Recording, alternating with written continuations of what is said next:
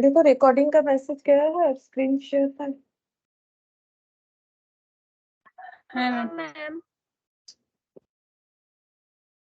अच्छा देखो, हम लोग जो है फाइनल अकाउंट्स पढ़ रहे थे, उसमें देखो कंसेप्ट के साथ हम लोग पढ़ रहे थे, छोटा छोटा कंसेप्ट हम लोगों ने देखा। अब देखते हैं जैसा जैसा क्वेश्चन हम लोग करते जाएंगे। तो यहाँ पर लास्ट हम लोगों ने इलास्ट्रेशन 4 तक किया था, ठीक है। इस पीडीएफ से इलास्ट्रेशन 4 तक किया था, जहां पर हम लोगों ने कैलकुलेट किया था कि कितना अमाउंट जो है हमें ट्रांसफर करना है प्रोविजन फॉर डाउटफुल डेट में। और प्रोविजन का मतलब मैंने क्या बोला था कि फ्यूचर में कोई लाइबिलिटी ऑकर हो सकता है, ऐसा मानते हुए अगर हम लोग अपने एस्टिमेशन पे, ठीक है, अपने एस्टिमेशन कैसे लेना है, अपना जो प्रायर नॉलेज है अपने बिजनेस के अकॉर्डिंग, उसके बेसिस पे जब हम लोग प्रोविजंस क्रिएट करना चाहे। अब प्रोविजन देखो डेप्रिसिएशन का भी होता है, यहाँ हम लोग डेटर के बारे में पढ़ रहे थे। यहाँ पर जो है प्रोविजन का मतलब, यहाँ पर डेटर के बारे में प्रोविजन यानी था कि अगर फ्यूचर में हम लोगों को कुछ अमाउंट रिसीवेबल जो है वो अगर हमें ना मिले, तो उसके लिए अभी से अगर हम लोग जो है पैसा जो है सेट असाइड करके रखते हैं प्रॉफिट से, तो उसको प्रोविजन बोल सकते हैं, ठीक है। तो यहाँ पर हम लोगों ने देखा था कि प्रोविजन इस तरीके से होता है। मैंने बोला था एंट्री हम बता देंगे कैसे होगा, तो देखो हम एंट्री बता देते हैं तुम लोग के नॉलेज के लिए। सबसे पहले देखो नॉर्मल एंट्री बताते हैं। जब भी बिजनेस में डेटर क्रिएट होता है तो हम लोग ये एंट्री करते हैं, देखो डेटर टू सेल्स, ठीक है। जब हम लोग क्रेडिट सेल करते हैं तब ये एंट्री होता है, चाहे अमाउंट कुछ भी हो, ठीक है, डेटर टू सेल। अब अगर हमें पेमेंट मिल जाता है क्लियरली, तो हम लोग एंट्री ऐसे करते हैं, मतलब कुछ बाकी नहीं है तो हम लोग ऐसे लिख देते हैं cash account debit to debtor, ठीक है। ये तो हो गया कि हम लोगों ने क्रेडिट सेल किया और कोई भी बैड डेट नहीं हुआ, हम लोग को पेमेंट मिल गया। एक तो ये कंडीशन हो सकता है, ठीक है। सेकंड क्या हो सकता है, सेकंड कंडीशन ये हो सकता है कि हम लोगों ने क्रेडिट सेल किया डेटर टू सेल्स, और उसमें से कुछ अमाउंट रिसीव हुआ, कुछ बैड डेप्ट हो गया, ठीक है। मान लो कि बैड डेप्ट हो गया, अमाउंट रिसीव होने से तो क्या एंट्री होगा, ये देखो कैश टू डेटर, ये तो हम लोग करते हैं ना नॉर्मली, कैश टू डेटर। ये कब एंट्री करते हैं, ये हो गया फॉर क्रेडिट सेल। ये किस चीज का हुआ, फॉर क्रेडिट सेल। ये हो गया फॉर कैश रिसीव। लेकिन अगर बैड डेप्ट हो जाए तो एंट्री क्या करते हैं, तो हम लोग ऐसा एंट्री करते हैं बैड डेप्ट अकाउंट डेबिट। जितना डेटर बैड डेप्ट हो गया उतना कर देंगे, टू डेटर को, मतलब डेटर को उतने से हम लोग कम कर देंगे, क्रेडिट कर देंगे। अब जैसे मान लो यहाँ पर अगर सपोज कि 100 रुपीज है और बैड डेप्ट हुआ है 20 रुपीज का, तो 20 लिखेंगे। अगर पूरा बैड डेप्ट हुआ है तो 100 लिखेंगे, ठीक है। अच्छा, अब इसके अलावा भी एक बैड डेप्ट का हम लोग एंट्री कर सकते हैं, कैसे, वही एंट्री देखो यहाँ पर हुआ था, मैंने बोला था ना बता देंगे कैसे हो रहा है। देखो यहाँ अगर एंट्री को रीड करोगे तो हम मतलब समझाते हैं, एंट्री तो रीड कर ही सकते हैं। एंट्री क्या हुआ, provision for doubtful debt to bad debt, ठीक है। क्या एंट्री हुआ है, provision for doubtful debt to bad debt. ये कैसे होगा, ये देखो एक्चुअली ये बैड डेट हो गया। अब इस बैड डेट को हम लोग नॉर्मली क्या करते हैं, नॉर्मली हम लोग इसको पीएल में चार्ज करते हैं, तब हम लोग इसे एंट्री क्या करते हैं, PL account debit to bad debt. ये 3 एंट्री के बाद हम लोग का ये क्लोज हो जाएगा, ये देखो। फिर हम प्रोविजन वाला भी समझाते हैं। एक तो ये कंसेप्ट होता है, तो मैंने क्या दिखा है, debtor to sale, bad debt to debtor. जितना डेटर था सपोज कि सारा का सारा ही बैड डेट हो गया, तो डेटर अकाउंट देखो क्लोज हो गया, डेटर डेबिट था डेटर क्रेडिट हो गया, ठीक है। अच्छा, बैड डेट डेबिट हुआ था, बैड डेट क्रेडिट हो गया। बैड डेट को हम लोगों ने कहा चार्ज कर दिया, पीएल में, क्योंकि क्लोजिंग एंट्री पीएल में ट्रांसफर होता है। लास्ट दिन हम बता रहे थे ना क्लोजिंग ओपनिंग एंट्री, ये सब बेसिक का पार्ट होता है। फाइनल अकाउंट्स में थोड़ा थोड़ा पता होने से समझ में आ जाता है कि क्यों ऐसा हुआ है। वैसे तो तुम लोग करते ही हो, ट्रेडिंग में ट्रेडिंग का डेटा लिखते हो, पीएल में पीएल का लिखते हो। तो यहाँ पर देखो नेट क्या बच गया पता है, पीएल टू सेल्स बच गया। मतलब हम लोगों ने ऐसा सेल किया है जिससे हमारा लॉस जनरेट हुआ है, ठीक है, पीएल टू सेल हो गया। इसीलिए अगर ये पेमेंट हो जाता ना तो कैश टू सेल्स दिखता, जैसे कि यहाँ दिख रहा है, देखो debtor debtor close, cash to sale दिख रहा है। यहाँ नहीं दिख रहा है, यहाँ दिख रहा है पीएल टू सेल्स। सेल को हम लोगों ने कहा क्लोज कर दिया, यहाँ पर ये पीएल में डेबिट कर दिया, क्यों, क्योंकि लॉस हो गया। एक तो ऐसा हो सकता है। और अगर हम लोगों ने कुछ प्रोविजन कर रखा है, मानो कि हम लोगों ने प्रोविजन कर रखा है, तो कैसे एंट्री होता है वो बताते हैं, देखो। तो उसमें क्या हो जाएगा, यहाँ पर फिर से वही क्रेडिट सेल करेंगे तो डेटर टू सेल तो होना ही है, डेटर टू सेल तो होगा ही। जब तक क्रेडिट सेल नहीं करेंगे तब तक बैड डेप्ट होने का कोई भी चांसेस नहीं होता है।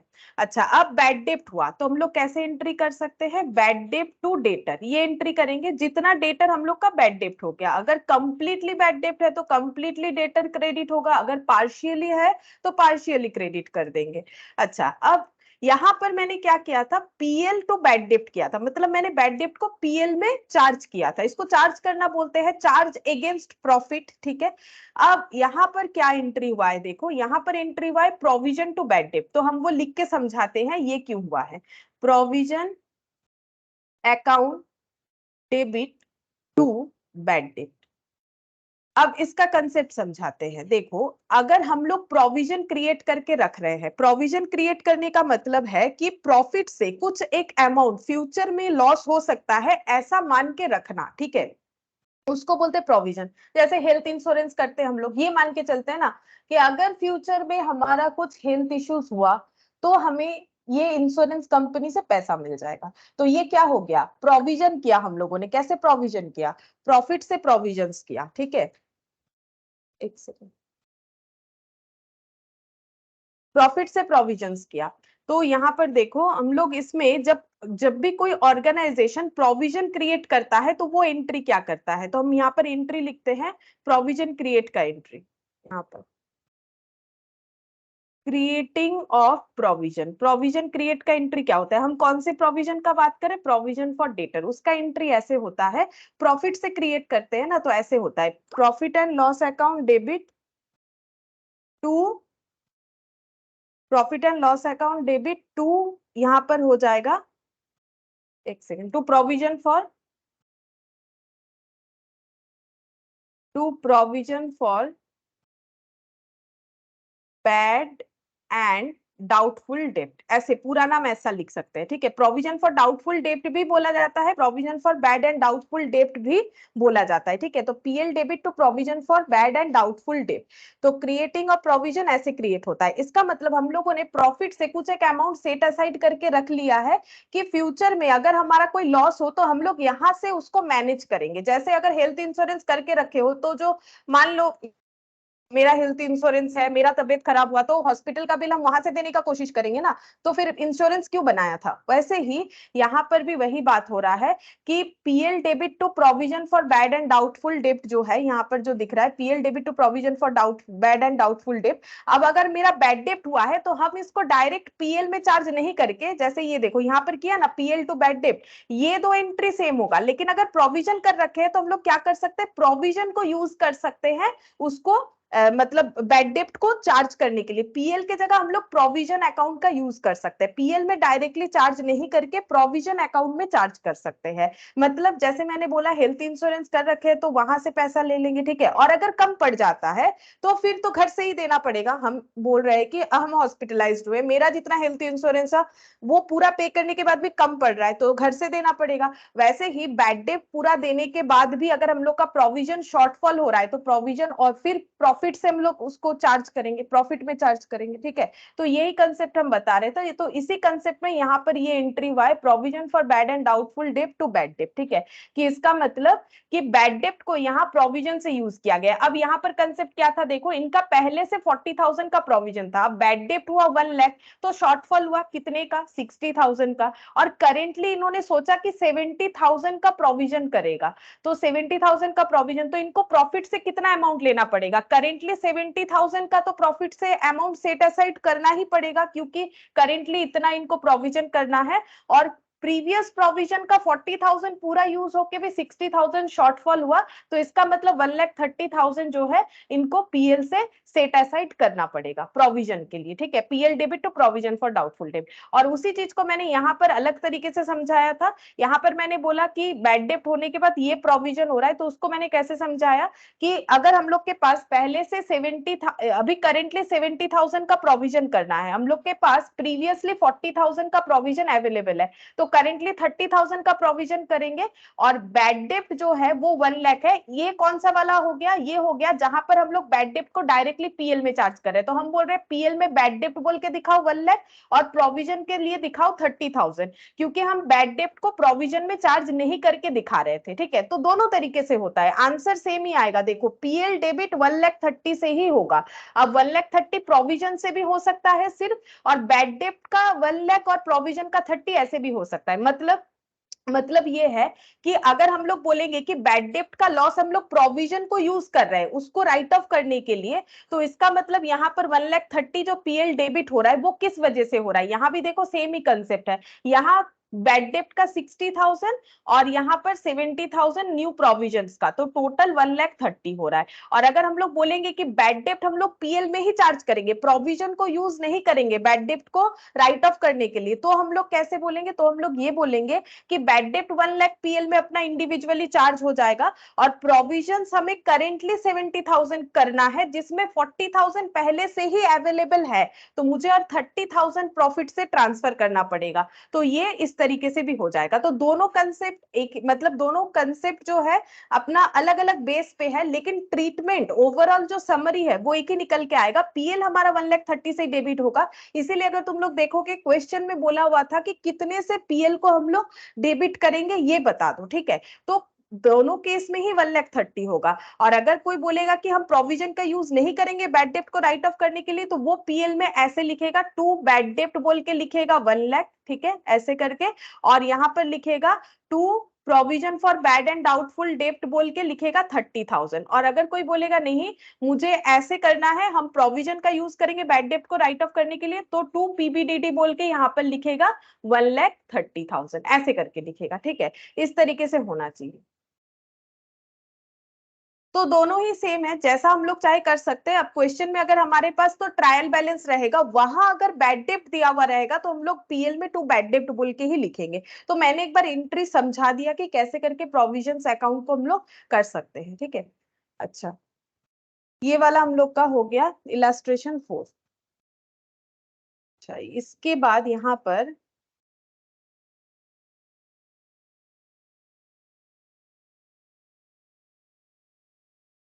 ये सब छोटा छोटा एडजस्टमेंट नहीं, हम लोग क्वेश्चन के साथ साथ ना हम बताते जाएंगे, अलग अलग और नहीं बता रहे। इलास्ट्रेशन 5 करेंगे जहां पर हमें बोला है ट्रेडिंग और पीएल अकाउंट प्रिपेयर करने के लिए। ठीक है, अच्छा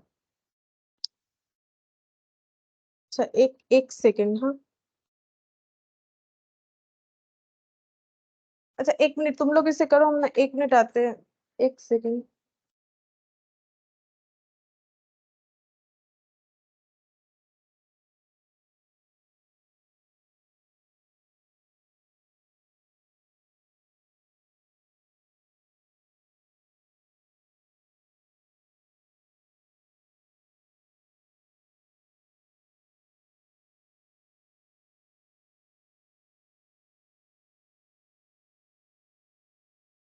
ठीक है चलो, एक्चुअली एग्जाम है इंटर का, तो वो फोन कर रहे थे इसी वजह से।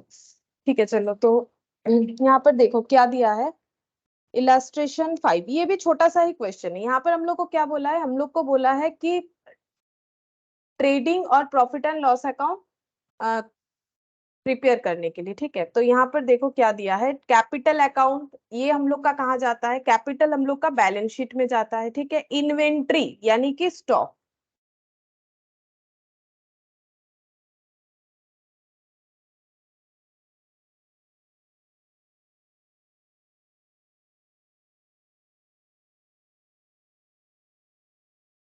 Good afternoon. देखो कैपिटल अकाउंट कहाँ जाता है, कैपिटल अकाउंट बैलेंस शीट में जाता है। इन्वेंट्री दिया हुआ है, यहाँ बोला नहीं कि ओपनिंग की क्लोजिंग, लेकिन लास्ट में तो दिया हुआ है। देखो क्लोजिंग, क्लोजिंग इन्वेंट्री लास्ट में दिया हुआ है, तो ये ओपनिंग ही होगा। तो ओपनिंग इन्वेंट्री कहाँ जाता है, बोलो ओपनिंग इन्वेंट्री कहाँ जाता है, बोलो ओपनिंग इन्वेंट्री कहाँ दिखाएंगे। हम लोग को बोला है ट्रेडिंग और क्या बनाने के लिए, पीएल, तो बोलो दोनों में से किसी एक में जाएगा ना। Opening stock, stock related account कौन सा था, बोलो कहाँ पर जाएगा, ट्रेडिंग में। ट्रेडिंग, ट्रेडिंग में जाएगा। अच्छा, कैश इन हैंड कहाँ जाएगा ये बोलो, कैश कहाँ जाता है? कैश तो एसेट है। Balance sheet. Balance sheet correct. Machine कहाँ पर जाएगा? Balance sheet. Balance sheet. Purchase, हाँ balance sheet. Purchase trading. Trading. Wages बोलो, trading. Salary PL. PL. PL. Discount allowed PL.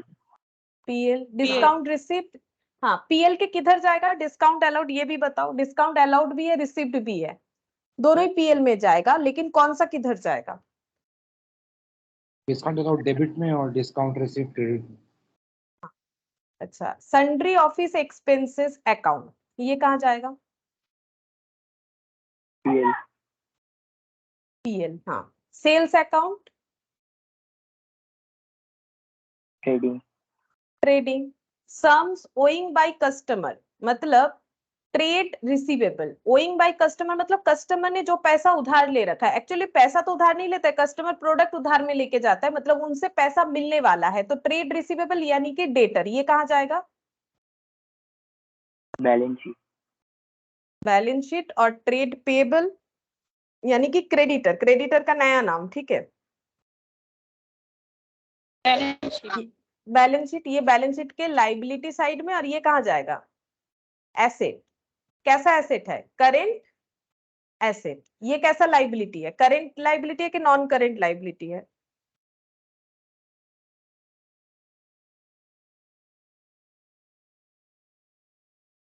बोलो। हम करंट है। Current liability. अच्छा,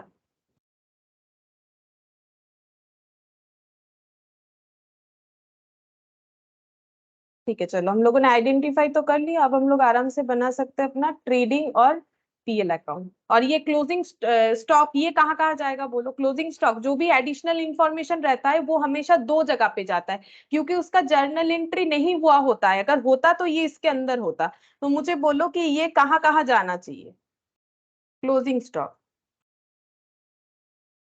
ट्रेडिंग एंड बैलेंस शीट। हाँ, ट्रेडिंग एंड बैलेंस। ठीक है, अब हम लोग ट्रेडिंग पीएल बना लेते, चलो।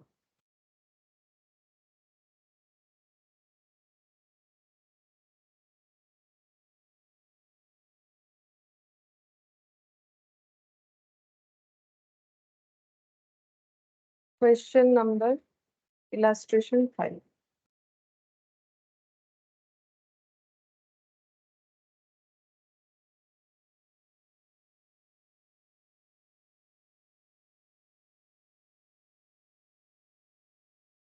हम ना रफली ट्रेडिंग एंड पीएल लिख देते हैं, ठीक है। ये जब ये तो नॉर्मल छोटा छोटा क्वेश्चन है, जब हम लोग कंप्लीट क्वेश्चन करेंगे तो पूरा स्ट्रक्चर करेंगे, तुम लोग लिख सकते हो इसके ऊपर, जैसे लिख दिया इन द बुक्स ऑफ सी वांगचू, कुछ नाम है, ठीक है, तो ऐसे करके करना पड़ेगा।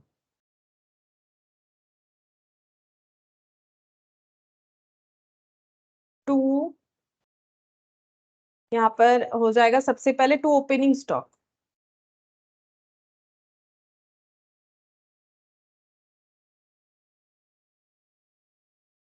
2 लाख।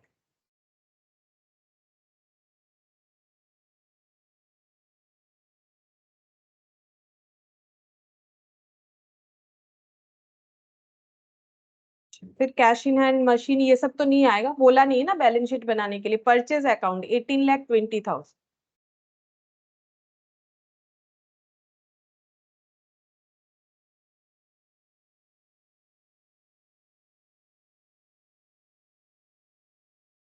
To purchase 18,20,000।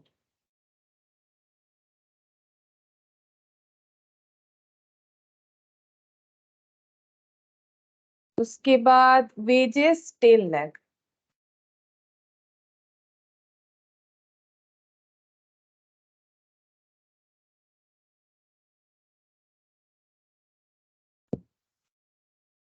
वेजेस के बाद सैलरी पीएल में जाएगा 10 लाख, वो भी 10 लाख है, तो यहाँ पर लिखते हैं।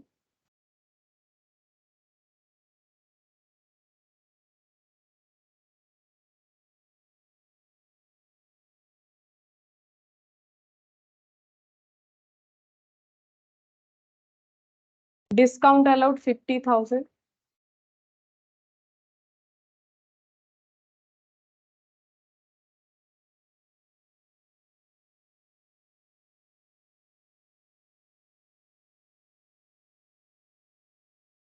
डिस्काउंट अलाउड हो गया 50,000. Discount receipt 30,000. By discount receipt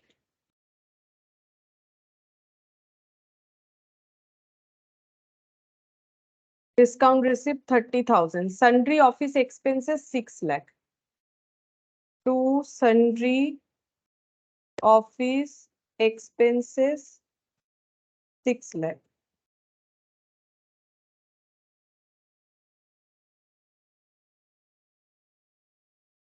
Sales account 50 lakh. By sales. इसके बाद सम सोइंग बाय कस्टमर ये सब नहीं आएगा. चलो अब हम लोग क्लोजिंग स्टॉक लिख लेते हैं 2,70,000.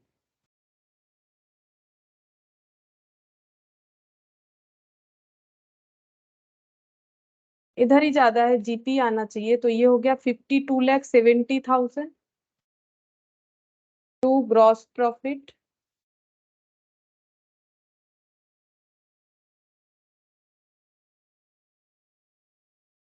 52,70,000 ये हो गया. 18 और 2 20 और 30,20,000 मतलब 22,50,000 हो रहा है शायद. एक मिनट चेक कर ले क्या हुआ होगा यहाँ पर. 22,50,000. हाँ ठीक है. अब इसको ब्रॉड डाउन कर लेते हैं. By gross profit brought down 22,50,000 plus 30,000 मतलब 22,80,000. 22,80,000 और ये हो गया 10 लाख और 6 लाख 16,50,000 मतलब ये 30 हो जाएगा. 50 माइनस होगा 16 17 18 19 20 21 6 लाख हो जाएगा. 6,30,000 चेक करते हैं सही बात है. हाँ ये रहा 6,30,000 टू नेट प्रॉफिट. ठीक है. ऐसा क्वेश्चन आएगा नहीं, ये तो बहुत ही छोटा सा क्वेश्चन है. ठीक है.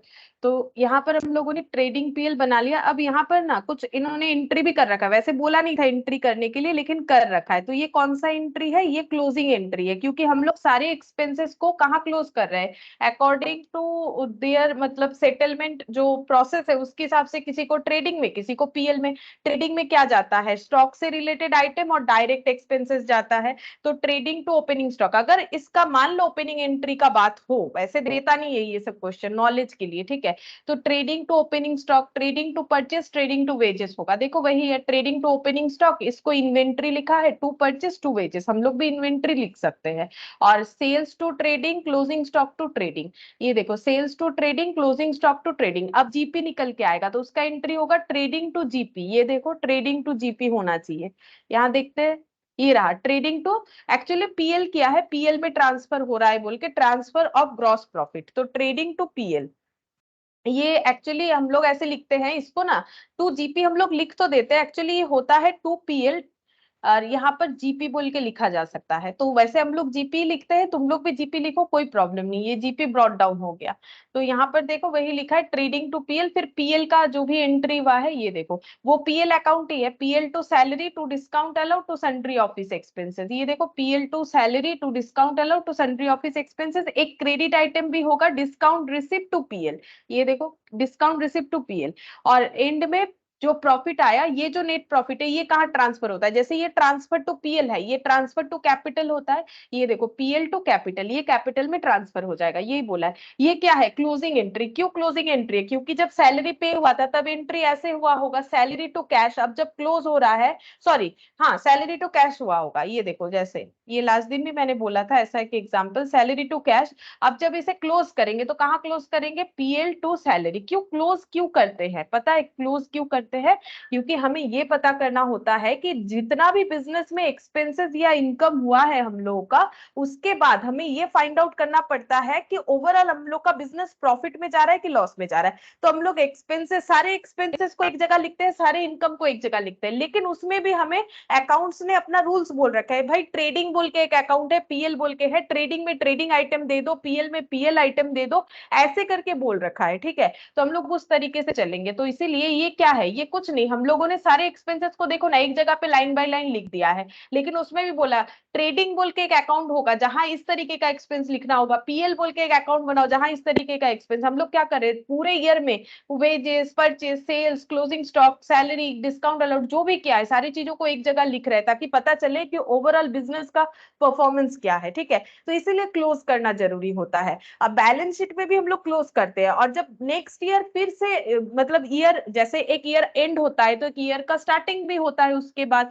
जैसे 31 दिसंबर आता है, तुम लोग बोलते हो ईयर का एंड है, वैसे ही 1 जन आने पे बोलते हो न्यू ईयर है। ठीक है, वैसे ही बिजनेस का भी न्यू ईयर होता है हर बार। तो जब न्यू ईयर आएगा तो सब चीज ओपन होगा, ओपनिंग एंट्री तब हम लोग पास करते हैं। अभी कर रहे हैं क्लोजिंग एंट्री, क्योंकि ये फाइनल अकाउंट्स कब बन रहा है, क्लोजिंग डेट पे बन रहा है। ठीक है, अब इसके बाद हम लोग ओपनिंग एंट्री करते हैं जब ईयर जो है फिर से स्टार्ट होता है। तो ओपनिंग एंट्री भी देखेंगे, यहाँ पर आएगा, वो भी हमें सीखने को मिलेगा। तो उसके बाद देखो ये क्या किया है, जर्नल एंट्री करके, जैसे तुम लोग जर्नल का टोटल करते थे, दोनों कॉलम डेबिट क्रेडिट टोटल कर दिया, और सारे एंट्री का डेट देखो 31 मार्च है, क्योंकि सारे क्लोजिंग जो है वो तो ईयर एंड में ही होगा। अब इनका ईयर एंड अगर 31 मार्च है तो हमें 31 मार्च ही दिखाना पड़ेगा।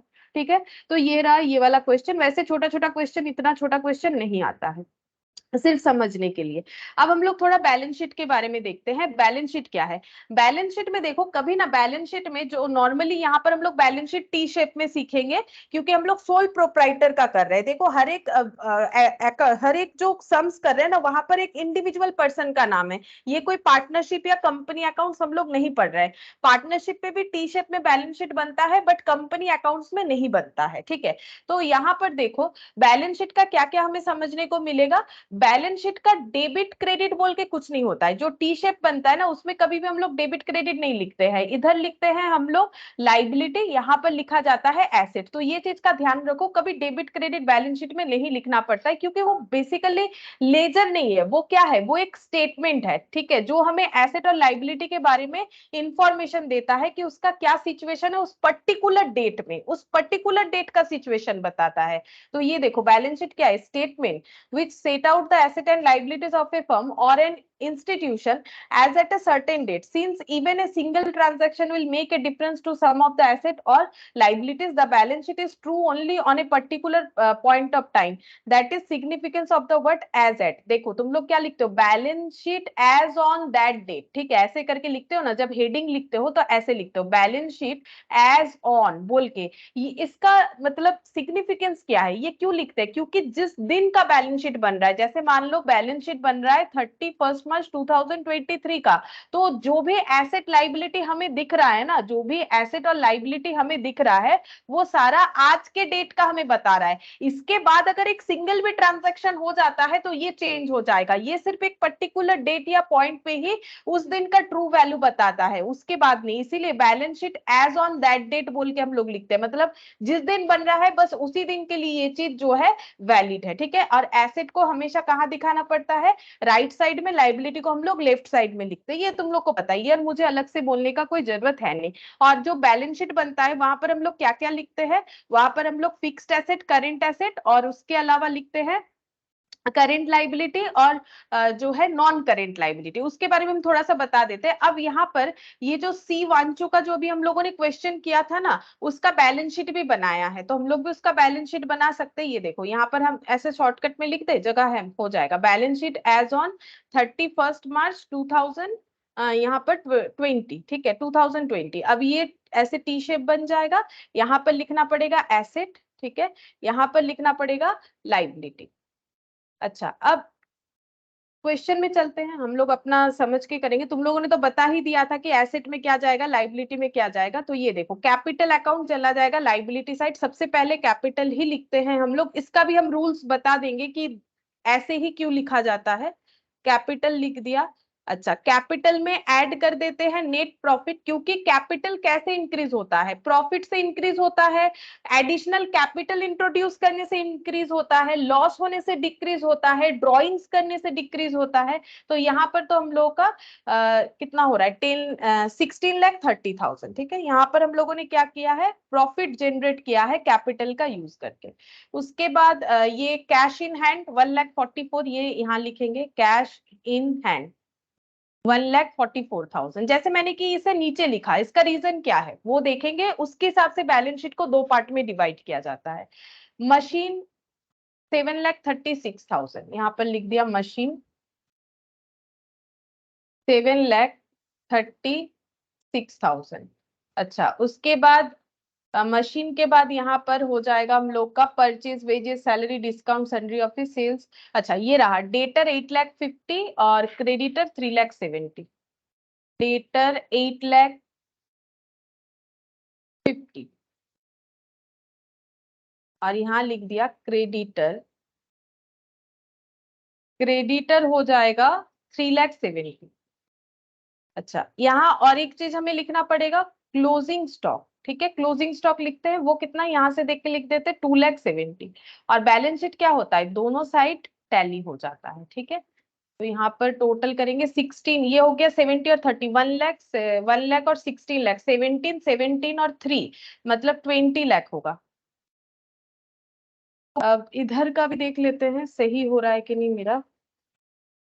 7,36,000 प्लस 8,50,000 प्लस 2,70,000 प्लस 1,44,000, हाँ 20 लाख मैच हो गया। ठीक है, अब ये देखो मैंने क्या किया, कैपिटल ऊपर लिखा, क्रेडिटर नीचे लिखा, मशीन ऊपर लिखा, फिर डेटर लिखा, फिर क्लोजिंग स्टॉक लिखा, फिर कैश इन हैंड लिखा। ऐसा क्यों किया जाता है, इसका रीजन देखो यहाँ पर बताया है कि हम लोग इसी तरीके से क्यों बैलेंस शीट बनाते हैं। क्या दूसरा भी कोई तरीका है? हाँ है, लेकिन नॉर्मली हम लोग यही वाला ज्यादा यूज करते हैं। अच्छा, इसके पहले हम थोड़ा सा बता देते हैं, बैलेंस शीट जो है एसेट साइड में हम लोग क्या लिखते हैं, फिक्स्ड एसेट और करेंट एसेट, ये दोनों का मिक्स्ड अप लिखते हैं। नॉर्मली हम लोग पहले फिक्स्ड एसेट का डेटा लिख लेते हैं, उसके बाद करेंट एसेट लिखते हैं, और लाइबिलिटी में non current liability and current liability. अब ये दोनों का डिफरेंस भी बता देते हैं। ठीक है, पता होगा तुम लोगों को, फिर भी हम बता देते हैं। देखो, फिक्स्ड एसेट का मतलब है कि एसेट का मतलब क्या है, जिससे हमें फ्यूचर में इकोनॉमिक बेनिफिट मिलता है, that is called fixed asset. ठीक है, तो फिक्स्ड एसेट में क्या होता है, हमें फ्यूचर में इकोनॉमिक बेनिफिट मिलेगा और जिसका यूज हम लोग मोर देन 1 अकाउंटिंग ईयर के लिए कर सकते हैं, और वो हम लोग रीसेल करने के लिए नहीं परचेस करते। तो 3 पॉइंट याद रखो फिक्स्ड एसेट के लिए। फिक्स्ड एसेट का मतलब है ऐसा चीज जो हम लोग रीसेल करने के लिए नहीं खरीदते। जैसे मान लो कि हम लोग कोई स्टॉक खरीद रहे हैं, जिस चीज का हम लोग बिजनेस करते हैं, तो उसे बेचने के लिए खरीद रहे होंगे। अगर मेरा इलेक्ट्रॉनिक्स का शॉप है, ठीक है, तो लैपटॉप हम जो है वो मेरे लिए स्टॉक हो जाएगा। लैपटॉप हम बेचने के लिए खरीदते हैं, मोबाइल हम बेचने के लिए ही खरीदते हैं, तो ये सब मेरा करेंट एसेट हो जाएगा। लेकिन वहीं पर अगर लैपटॉप बेचना मेरा काम नहीं है, हम लैपटॉप खरीदे हैं ताकि हम अपने बिजनेस में डेटर का डेटा वगैरह जो है स्टोर कर पाए, तो ये मेरे लिए फिक्स्ड एसेट हो जाएगा, क्योंकि वो लैपटॉप में मुझे रीसेल नहीं करना है, रीसेल करने के लिए मैंने नहीं खरीदा है। लैपटॉप खरीदा है मैंने फ्यूचर में इकोनॉमिक बेनिफिट पाने के लिए, ताकि मेरा काम स्मूथली हो। ठीक है, तो ये जो फ्यूचर में इकोनॉमिक बेनिफिट हमें देगा और जिसका यूज हम लोग मोर देन 1 अकाउंटिंग ईयर के लिए करेंगे, वही हम लोग का क्या हो जाता है, फिक्स्ड एसेट। करंट एसेट में क्या क्या आता है, जैसे मैंने बोला, करंट एसेट का मतलब है जो हम लोग रीसेल करने के लिए नहीं ले रहे हैं। दूसरा चीज ये है जो ज्यादा लिक्विड है, मतलब इजीली ट्रांसफरेबल इनटू कैश है, जैसे कि cash in hand current asset है, क्योंकि वो तो कैश ही है। क्लोजिंग स्टॉक वो भी हम लोग चाहे तो इजीली उसको कैश में कन्वर्ट कर सकते हैं, सेल होगा तो वो कैश में कन्वर्ट हो जाएगा। अगर क्रेडिट सेल होगा तो डेटर बनेगा, उसके बाद कैश बनेगा। तो जो 12 मंथ्स के अंदर या फिर 1 ईयर के अंदर ट्रांसफरेबल टू कैश हो जाता है, इस तरीके के एसेट को हम लोग बोलते हैं करेंट एसेट। ठीक है, करेंट एसेट का मतलब है जिसको हम लोग रीसेल करने के लिए ही लेते हैं, लाइक स्टॉक वगैरह। ठीक है, या फिर जो इजीली ट्रांसफरेबल इनटू कैश है। ठीक है, या फिर जिसका बेनिफिट हमें सिर्फ एक अकाउंटिंग ईयर के लिए ही मिलने वाला है। कोई चाहेगा कि उसका डेटर 5 साल तक चले, ऐसा नहीं जाएगा। मतलब जो डेटर इस साल क्रिएट हुआ है, इस ईयर में क्रिएट हुआ है, क्या उसका पेमेंट मुझे 5 साल बाद मिले, ऐसा कोई नहीं चाहता है। इसीलिए डेटर भी हमारा क्या होता है, करंट एसेट होता है। अगर 1 साल के अंदर पे नहीं किया तो हम लोग उसे बैड डेब्ट मानेंगे, थोड़ी ना वेट करेंगे, बाद में वो दे के जाता है तो बैड डेब्ट रिकवरी हो गया, वो बात अलग है। लेकिन हम डिफरेंस समझा रहे हैं कि फिक्स्ड एसेट और करंट एसेट में डिफरेंस क्या है। Fixed asset easily transferable into cash नहीं है, जबकि current asset easily transferable into cash है। जैसे एग्जांपल देख लो, bills receivable easily transferable into cash, debtor, debtor से तो कैश ही बनेगा, क्लोजिंग स्टॉक से भी हम लोग कैश बना सकते हैं, ठीक है, कैश इन हैंड तो कैश ही है, ठीक है। तो ये सब हम लोग का क्या हो जाएगा, कैश एट बैंक, ये सब हम लोग का करंट एसेट है। और जो फिक्स्ड एसेट है जैसे कि प्लांट, मशीन, फर्नीचर, ठीक है, ये सब होता है हम लोग का फिक्स्ड एसेट, बिल्डिंग, लैंड, ये सब हम लोग का फिक्स्ड एसेट होता है। अब लाइबिलिटी का देखो, नॉन करंट लाइबिलिटी और करंट लाइबिलिटी। जो लाइबिलिटी हमें विद इन 1 ईयर के अंदर पे करना है, जैसे क्रेडिटर को 1 ईयर के अंदर पे करना पड़ता है, बीपी, बिल्स पेबल, वो तो 90 डेज का ही होता है, तो फिर उसे भी मान लो कि 1 ईयर के अंदर ही हुआ ना, विद इन 1 ईयर तो हुआ, हाँ, उसका मैक्सिमम टाइम पीरियड 90 डेज होता है। Bills payable, creditor, bank overdraft, वो भी करंट लाइबिलिटी होता है। या फिर 12 मंथ से कम का लोन या फिर 12 मंथ्स तक का लोन, वो भी करंट लाइबिलिटी। अगर लोन 12 मंथ से ज्यादा है तो नॉन करंट लाइबिलिटी। जो लाइबिलिटी हमें 12 मंथ्स के बाद भी पे करने से चलेगा, वैसे लाइबिलिटी को हम लोग बोलते हैं नॉन करंट लाइबिलिटी, ठीक है। बाकी सभी हमारा करंट लाइबिलिटी हो जाएगा। तो आई होप कि मैंने जस्ट समरी करके बताया, तुम लोग को ये सब के बारे में पता होगा, इसलिए हम ज्यादा और नहीं बोल रहे हैं। अगर तुम लोग चाहो तो यहाँ से एक बार खुद के लिए रीड करके देख सकते हो। वैसे मैंने मेन पॉइंट बता दिया, इसी पे बेस्ड है और अलग से पढ़ने का भी जरूरत नहीं होगा। अब यहाँ पर जो हम बैलेंस शीट के बारे में बता रहे थे, बैलेंस शीट ना 2 तरीके से बनता है, एक होता है लिक्विडिटी कंसेप्ट में, एक होता है परमानेंस कंसेप्ट में। अब ये क्या होता है लिक्विडिटी और परमानेंस कंसेप्ट, ये देखो लिक्विडिटी में क्या हुआ है, जो बैलेंस शीट बना हुआ है वहां पर जो आइटम सबसे ज्यादा लिक्विड है। अब लिक्विड का मतलब क्या है, यहाँ पर अकाउंट्स में लिक्विड का मतलब होता है जो इजीली ट्रांसफरेबल इनटू कैश है। अकाउंट्स में लिक्विड का मतलब होता है इजीली ट्रांसफरेबल इनटू कैश, जैसे कैश इन हैंड, ये तो कैश ही है, इसको तो ट्रांसफर भी नहीं करना पड़ेगा। कैश एट बैंक, बैंक में पड़ा हुआ है हमारा पैसा, है तो लिक्विड फॉर्म में ना। इसको लिक्विड क्यों बोलते हैं कैश को, क्योंकि कैश से हम लोग कुछ भी बना सकते हैं, कुछ भी बना सकते हैं, ठीक है। कैश से जैसे हम लोग अगर लैपटॉप खरीदेंगे तो कैश लैपटॉप बन गया, ठीक है। अगर हम लोग पेन खरीदेंगे तो कैश पेन बन गया। अगर हम लोग मान लो बुक खरीद रहे हैं तो कैश जो है वो बुक बन गया। तो लिक्विडिटी का मतलब यही होता है। ये देखो, under this approach the asset which can be converted into cash first is presented first. इस मॉडल में, लिक्विडिटी मॉडल में अगर हम लोग बैलेंस शीट बनाते हैं तो वो सारे आइटम को पहले लिखा जाता है जो आइटम इजीली कैश में ट्रांसफर हो सकता है, जैसे cash in hand, cash at bank, securities, government securities. हम लोगों ने अगर कोई शेयर सिक्योरिटीज परचेज किया है तो उसको भी हम लोग अगर सेल कर देंगे तो हमें पैसा मिल जाएगा। हम लोगों ने कोई इन्वेस्टमेंट परचेज किया, उसको सेल कर देंगे तो कैश मिल जाएगा। बिल्स रिसीवेबल से पेमेंट आ जाएगा। डेटर, अब देखो कितना अच्छे से दिया हुआ है, सबसे ज्यादा जो लिक्विड है, जैसे कि जो मेरे पास अभी, मेरे पास जो कैश है, घर पे हमारे पास जो कैश है वो हमारे लिए सबसे ज्यादा लिक्विड है। बैंक वाला एक्सेस करने में थोड़ा बहुत तो टाइम लगेगा ना, जितना भी ऑनलाइन बन जाए क्यों ना, मेरे हाथ में जो कैश है वो सबसे ज्यादा लिक्विड है। इसीलिए कैश इन हैंड जो है ये सबसे ज्यादा लिक्विड माना गया है। उसके बाद कैश एट बैंक, उसके बाद सिक्योरिटीज, गवर्नमेंट सिक्योरिटीज बेच के पैसा मिलना सबसे जल्दी होता है। अगर कोई इन्वेस्टमेंट परचेज कर रखा था, बेच दिया, पैसा मिल जाएगा। बिल्स रिसीवेबल से भी पैसा मिल जाता है, लेकिन उसका एक टाइम पीरियड होता है। नॉर्मली बिल्स रिसीवेबल 3 मंथ्स का होता है, इसीलिए देखो इसको थोड़ा सा नीचे के साइड में दिया। डेटर, अब डेटर से भी तो टाइम लगता है ना पैसा मिलने में, इसीलिए इसको और भी नीचे दे दिया, क्योंकि सीक्वेंस क्या है, जो सबसे ज्यादा लिक्विड है उसको सबसे पहले लगाओ, उसके बाद धीरे धीरे धीरे धीरे प्रायोरिटी हिसाब से चलो। स्टॉक, डेटर, डेटर तो देखो स्टॉक से ही डेटर बनता है। जब हम लोग स्टॉक को क्रेडिट सेल करते हैं तो वही ना बनता है डेटर। अब डेटर से क्या मिलेगा, या तो कैश मिलेगा या तो बैड डेब्ट मिलेगा, कुछ एक होगा, या तो कैश मिल जाएगा या तो बैड डेब्ट हो जाएगा। तो इसीलिए डेटर जो है वो स्टॉक से ज्यादा लिक्विड है, क्योंकि डेटर का मतलब क्या है, पैसा मिलेगा या तो बैड डेब्ट होगा, लेकिन स्टॉक का मतलब क्या है, पहले सेल होगा फिर पैसा मिलेगा। तो ये हो गया हम लोग का स्टॉक। उसके बाद आ गया उससे कम लिक्विड फर्नीचर फिक्सचर, उससे भी कम, जैसे फर्नीचर अगर बिक भी जाए, प्लांट मशीनरी बिकने में टाइम लगता है, क्योंकि हर तरीके का प्लांट मशीनरी कोई क्यों ले, ठीक है। लैंड बिल्डिंग सबसे कम लिक्विड, ठीक है। तो ये कैसा नेचर हो गया, लिक्विडिटी नेचर पे हम लोग करते हैं, लेकिन नॉर्मली ये वाला प्रोसेस हम लोग यूज नहीं करते, तुम लोग सिर्फ नाम जान के रखो। हम लोग नॉर्मली परमानेंस नेचर पे ही बनाते हैं, मतलब पहले फिक्स्ड फिर उसके बाद करंट। जैसे यहाँ पर क्या हुआ, पहले करंट एसेट उसके बाद फिक्स्ड एसेट, यहां से यहां तक देखो फिक्स्ड एसेट है और यहां से यहां तक सारे करंट एसेट है।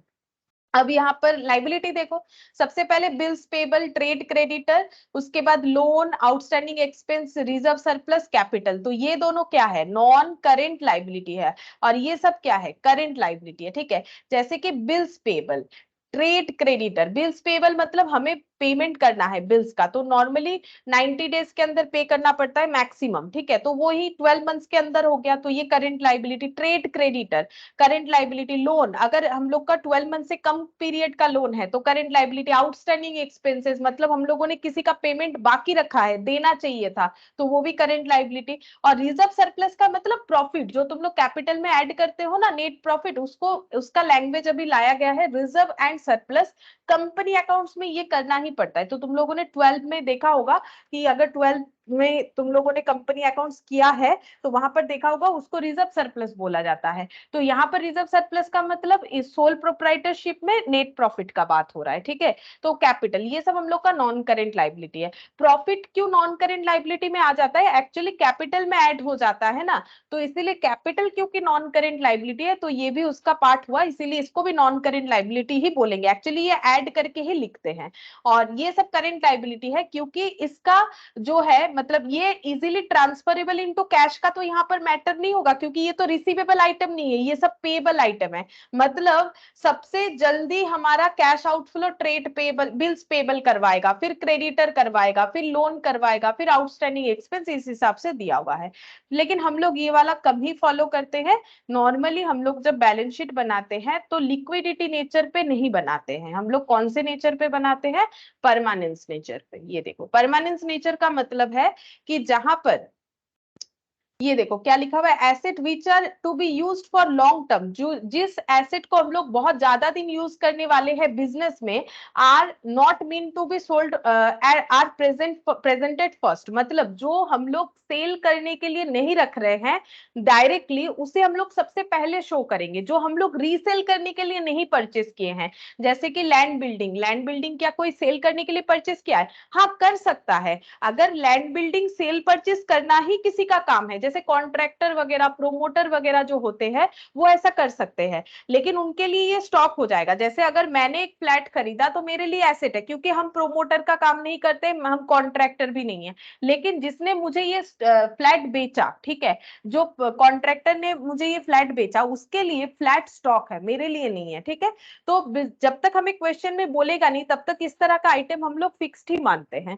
तो land building fixed item, plant machinery fixed item, furniture fixture, उसके बाद स्टॉक, ये सब फिक्स्ड, उसके बाद करंट आइटम आ रहा है। तो ये परमानेंस नेचर होता है, मतलब जो हमें सेल नहीं करना है, रीसेल नहीं करना है, वो आइटम फर्स्ट लिखना पड़ेगा। तो नॉर्मल यही वाला हम लोग फॉलो करते हैं। ये देखो, पहले लैंड बिल्डिंग लिखते हैं, फिर प्लांट मशीनरी, वैसे ही हम लोगों ने ये बनाया है। तो ये कौन से नेचर में बना है, ये बना है परमानेंस नेचर में। ठीक है, परमानेंस नेचर में बना है। और एक होता है लिक्विडिटी, ये जस्ट थियोरिटिकल पोर्शन के लिए तुम लोग याद रखो, हम लोग करेंगे हमेशा यही वाले नेचर पे। ठीक है, ये परमानेंस नेचर पे ही क्वेश्चन को करेंगे।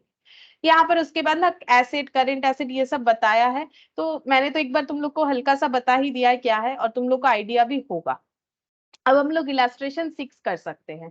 यहाँ पर बोला है, given below the trial balance of Messrs Dayal Brothers as on 31st March 2020, capital, land building, term loan, loan from Messrs D and company, trade receivable। अच्छा, इसके बाद क्या दिया है देखते हैं। Cash in hand, inventories, trade, furniture, trade payable, advance to supply, net profit और drawings, ये सब दिया है। अच्छा, हमें प्रिपेयर क्या करने के लिए बोला है, बैलेंस शीट प्रिपेयर करना है। ठीक है, चलो बैलेंस शीट प्रिपेयर करेंगे। कैसे प्रिपेयर करेंगे, हमें कुछ भी नहीं बोलेगा तो हम लोग परमानेंस नेचर पे ही करेंगे। वैसे क्वेश्चन में बोलेगा नहीं कि इस तरीके से बना, उस तरीके से बना, ऐसा नहीं बोलता है। ठीक है, वो हमें थियोरिटिकली पता करने के लिए। तो बैलेंस शीट बना लेते हैं। बैलेंस शीट बनेगा मेसर्स दयाल ब्रदर्स का। तो in the books of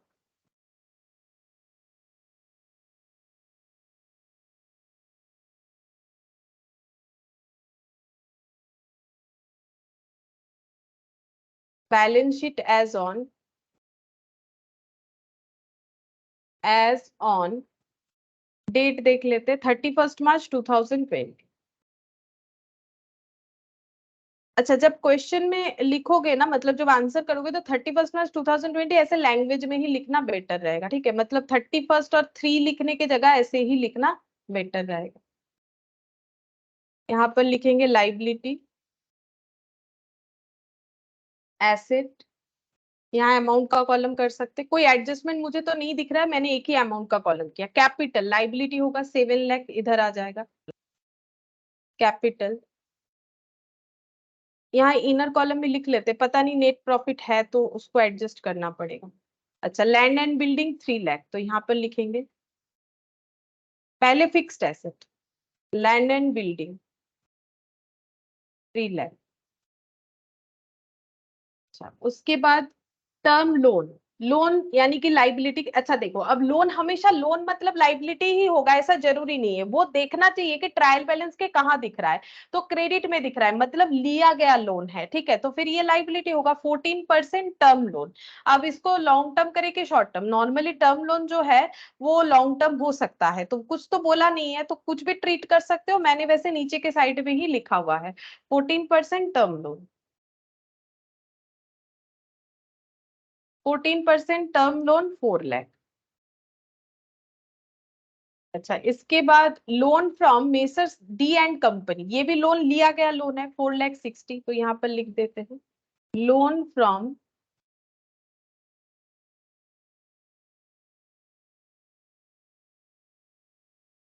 D and company, ये हो गया 4,60,000। अच्छा, मैंने गलत लिख दिया।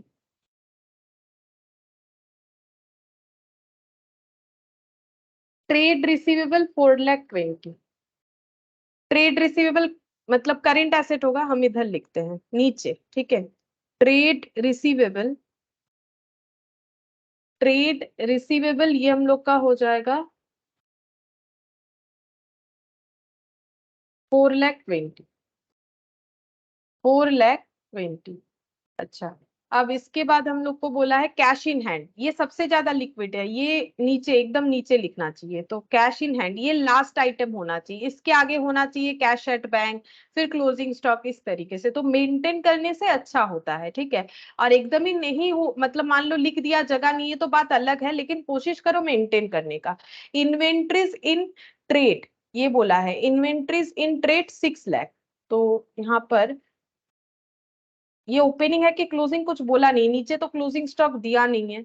इन्वेंट्रीज इन ट्रेड बोला है, देखते हैं पहले टैली करके देखते हैं, अगर नहीं होगा तो ये क्लोजिंग स्टॉक बोला होगा तो फिर ये लिख देंगे बैलेंस शीट में। फर्नीचर 2 लाख, इसके नीचे लिखते हैं।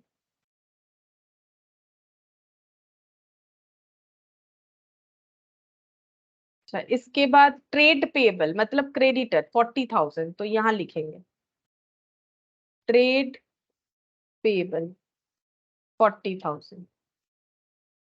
अच्छा, उसके बाद एडवांस टू सप्लायर, ये देखो एसेट साइड में है, मतलब हम लोगों ने सप्लायर को एडवांस किया हुआ है तो 1 लाख, तो ये हम लोग का यहाँ पर आ जाएगा एडवांस। ये एसेट है ना, हम लोगों ने अगर सप्लायर को एडवांस किया है, advance to supplier, advance to supplier ये है हम लोग का 1 लाख। ये भी लिक्विड ही है, एडवांस में क्या दिया होगा, पैसा दिया होगा, ठीक है। Advance to supplier, net profit 1 lakh और ड्रॉइंग 60,000, तो यहाँ पर ऐड करेंगे नेट प्रॉफिट। ये मैंने n स्लैश पी लिखा है, तुम लोग पूरा लिखोगे, अगर n स्लैश पी लिख के आओगे तो नंबर नहीं मिलने वाला। लेस ड्रॉइंग्स, शॉर्टकट कुछ भी यूज नहीं करना है, जो हम यहाँ पर करते हैं वो जल्दी करने के लिए करते हैं, तुम लोग ये सब शॉर्टकट यूज नहीं करोगे। 60,000, 7 लाख और 1 लाख, 8 लाख, 8 लाख से 60,000 लेस होने से कितना हो जाएगा, 7,40,000 शायद, देख रहे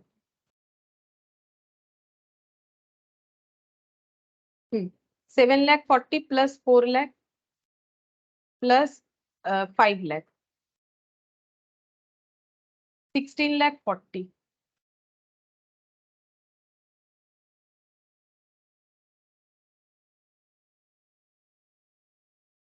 3 लाख, 2 लाख, 5 लाख, 5 लाख और 4 लाख, 9 लाख, 20, 20, 40, 9 लाख 40। और ये है 1 लाख, 10 लाख 40, मतलब 6 लाख 40 का डिफरेंस आ रहा है। तो इसका मतलब 6 लाख का डिफरेंस आ रहा है, मतलब स्टॉक जो है ये क्लोजिंग स्टॉक है। और क्लोजिंग स्टॉक के बारे में मैंने लास्ट दिन बताया था, अगर ट्रायल बैलेंस के अंदर है वो सिर्फ एक ही जगह पे आता है, बैलेंस शीट में। वैसे यहाँ पर सिर्फ बैलेंस शीट बनाने के लिए ही बोला है। तो 6 लाख स्टॉक हो गया, उसको हम लोग कहाँ लिखेंगे, उसको हम लोग लिखेंगे यहाँ पर, इन्वेंट्रीज इन ट्रेड, 6 लाख। 3 2 5, 5 और 6 11, मतलब 11 12 12, और ये हो गया 12 लाख 40, 12 और 4 16 लाख 40। मैच हो रहा है, 16 लाख 40,000। तो ये बन गया हम लोग का बैलेंस शीट। ठीक है, ये देखो ये दोनों फिक्स्ड आइटम है, उसके बाद ये सबसे कम लिक्विड, ये सारे आइटम में ये सब करंट एसेट है, ये सब फिक्स्ड एसेट है। ठीक है, करंट एसेट में भी सीक्वेंस देखो, सबसे पहले स्टॉक लिखा, उसके बाद लिख दिया मैंने ट्रेड रिसीवेबल, थोड़ा ज्यादा लिक्विड, एडवांस टू सप्लायर, वो लिक्विड ही है, मतलब लिक्विड का मतलब होता है इजीली ट्रांसफरेबल इनटू कैश या फिर ऑलरेडी ट्रांसफर्ड इनटू कैश, तो ये हो गया। और यहाँ पर ये दोनों लोन को अगर हम लोग लॉन्ग टर्म मानते हैं तो भी ऊपर ही लिखेंगे। और ये हम लोग का करंट लायबिलिटी, अगर ये लॉन्ग टर्म लोन है तो ये नॉन करंट लायबिलिटी में आएगा। कुछ बोला नहीं है, वैसे हमें बाइफर्केशन करने का जरूरत नहीं है कि नॉन करंट और करंट बोल के लिखना जरूरी नहीं है। तो फिर भी एक सीक्वेंस मेंटेन किया, पहले कैपिटल फिर लोन और उसके बाद क्रेडिटर, तो मैच हो गया। ठीक है, ये आसान था, वैसा कुछ है नहीं इसमें। अब हम लोग देखते हैं इलास्ट्रेशन 7। अच्छा, इसमें क्या बोला है, बोल रहा है यहाँ तो एक बैलेंस शीट ही दे दिया है। अच्छा, trade payable, expense payable, capital. अब तुम लोग सोचो कि यहाँ तो उस नेचर पे, परमानेंस नेचर पे नहीं दिया है, नहीं दिया है, कोई फर्क नहीं पड़ता है। ये दिया है लिक्विडिटी कंसेप्ट में, इससे हमें कोई लेना देना नहीं है। अगर तुम लोग करोगे कोई भी एक अप्रोच से ही तो करना चाहिए, तो नॉर्मली यही अप्रोच ज्यादा फॉलो करते हैं, इसलिए मैंने ये वाला बताया, तुम लोग इसी को फॉलो करो। फिर यहाँ पर क्वेश्चन में कुछ भी दे, ट्रेड पेबल बोला है, एक्सपेंस पेबल यानी कि आउटस्टैंडिंग एक्सपेंस। एक्सपेंस पेबल का मतलब क्या है, पे करना चाहिए था, नहीं किया, तभी तो लाइबिलिटी बना। अगर हम लोग टाइम पे जो काम नहीं करते, मान लो तुम लोग का टास्क क्या है, रोज का पढ़ाई रोज कर लेना, अगर नहीं करोगे तो वो जम जाएगा, जमेगा तो वो लाइबिलिटी होगा ना, हेडेक हो जाएगा कि मेरा कितना सारा काम बाकी है। वैसे ही यहाँ पर भी एक्सपेंस पेबल को लाइबिलिटी क्यों बोलते हैं, अगर हमारा कोई एक्सपेंसेस पे करने वाला टाइम आ गया था और हम लोगों ने पे नहीं किया, तब वो एक्सपेंस और एक्सपेंस नहीं रहा, वो लाइबिलिटी हो गया। मतलब समय का काम समय पे नहीं करने से वो हेडेक ही होता है, तो वो लाइबिलिटी ही बन जाता है ना, वैसे ही हो गया। तो यहाँ पर कैपिटल दिया है, फिर इसके बाद plant machinery, furniture, trade receivable, cash at bank, inventories. During 1920, ये कब का है, ये 1920 का नहीं, ये है 1 अप्रैल का। 1 अप्रैल का बैलेंस शीट दिखा रहा है। ठीक है, तो ये कब का होगा, इसका मतलब ये 1890 का होगा, 1819 का होगा। क्यों, क्योंकि बैलेंस शीट हमेशा एंड ऑफ द ईयर में बनता है, तो इन्होंने 1 अप्रैल बनाया है, मतलब इसके प्रीवियस ईयर का डेटा से ही तो बैलेंस शीट बना होगा। तो प्रीवियस ईयर कब स्टार्ट हुआ होगा, 18 में, मतलब 1 अप्रैल 2018 में स्टार्ट हुआ होगा और खत्म हुआ है 31 मार्च 2019 में। और इन्होंने बैलेंस शीट बनाए जस्ट उसके बाद वाला डेट, यानी 1 अप्रैल 2019 में ये बनाया। ठीक है, अब बोला क्या है, profit and loss account revealed A net profit of 18,30,000, this was after allowing the following. बोल रहा है 1920 में, मतलब नेक्स्ट ईयर में इनका नेट प्रॉफिट आया है इस बिजनेस ऑर्गेनाइजेशन का 18,30,000। ये कैसे आया है, बोल रहा है ये सारे ट्रांजैक्शन होने के बाद। चलो देखते हैं क्या क्या ट्रांजैक्शन किया है इन्होंने। बोल रहा है कि रेंट रिसिप्ट हुआ है, प्रॉपर्टी लेट आउट, मतलब इन्होंने कुछ प्रॉपर्टी जो है लेट आउट किया। लेट आउट करने का मतलब है रेंट पे दिया, तो उससे उनको इनकम हुआ है 3 लाख। तो प्रॉफिट बोल रहा है ना कि नेट प्रॉफिट इतना आया है, तो कैसे आया, बोल रहे हैं रेंट रिसिप्ट हुआ वहां से, और कुछ एक्सपेंसेस भी हुआ है जिसमें डेप्रिसिएशन लगाया है, प्लांट मशीनरी पे 10%, फर्नीचर फिक्सचर पे 5%, प्रोविजन क्रिएट किया है 5% of the trade receivable as at 31 March 2020। 31 March 2020 पे जितना ट्रेड रिसीवेबल मींस डेटर था उस पे 5% इन्होंने प्रोविजन क्रिएट किया, ये सब एडजस्ट किया, उसके बाद इनका पीएल आया। अच्छा, और भी एडजस्टमेंट है, but while preparing the PL account he had forgotten to provide outstanding expenses totaling 1,80,000 and prepaid insurance to the extent of 20,000।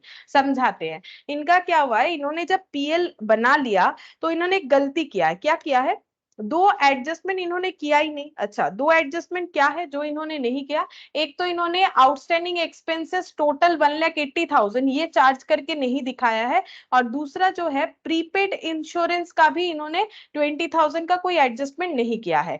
His current asset and liabilities as at 31 March 2020, inventories इतना है, trade receivable इतना, cash at bank इतना, trade payable इतना, और drawings हुआ है इतना। अच्छा, ये हम फिर से एक बार बता देंगे कि कौन से डेट पे क्या है। एक बार डेटा देख लेते हैं। प्रिपेयर क्या करने बोला है, चेक करते हैं। Draw up his balance sheet at the end of the year. अच्छा, बोल रहा है कि इनका बैलेंस शीट बता दो कि at the end of the year में इनका बैलेंस शीट क्या होगा। ठीक है, देखो कैसे करके इनका बैलेंस शीट बनाएंगे।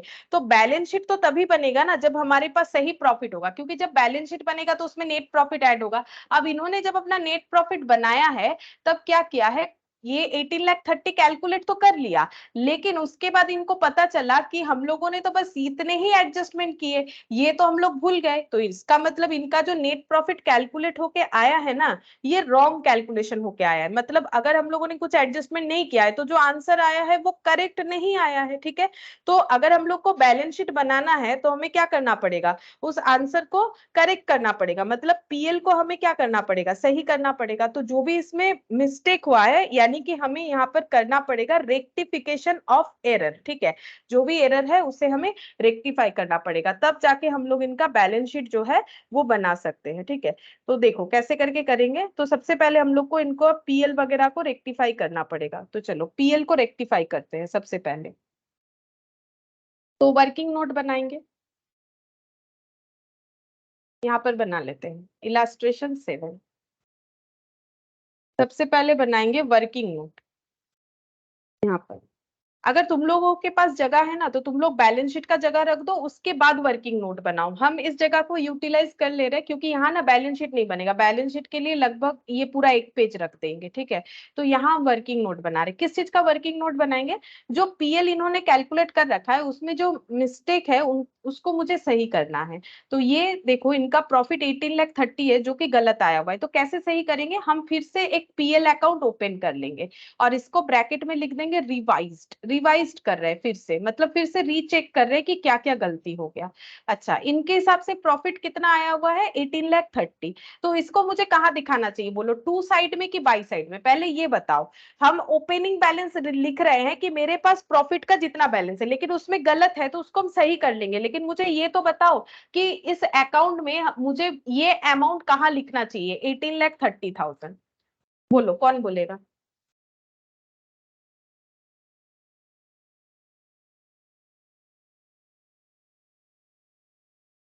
बोलो, प्रॉफिट आइटम किधर ब्रॉट डाउन होगा, ये तो लेजर हो गया, इसका डेबिट और क्रेडिट होता है पीएल का। रिवाइज का मतलब क्या, फिर से ओपन कर रहे हैं, तो मुझे बोलो प्रॉफिट किधर लिखे। क्रेडिट साइड में। क्रेडिट साइड में प्रॉफिट है तो हाँ क्रेडिट साइड में, अगर लॉस होता तो कहाँ लिखना पड़ता, डेबिट साइड में।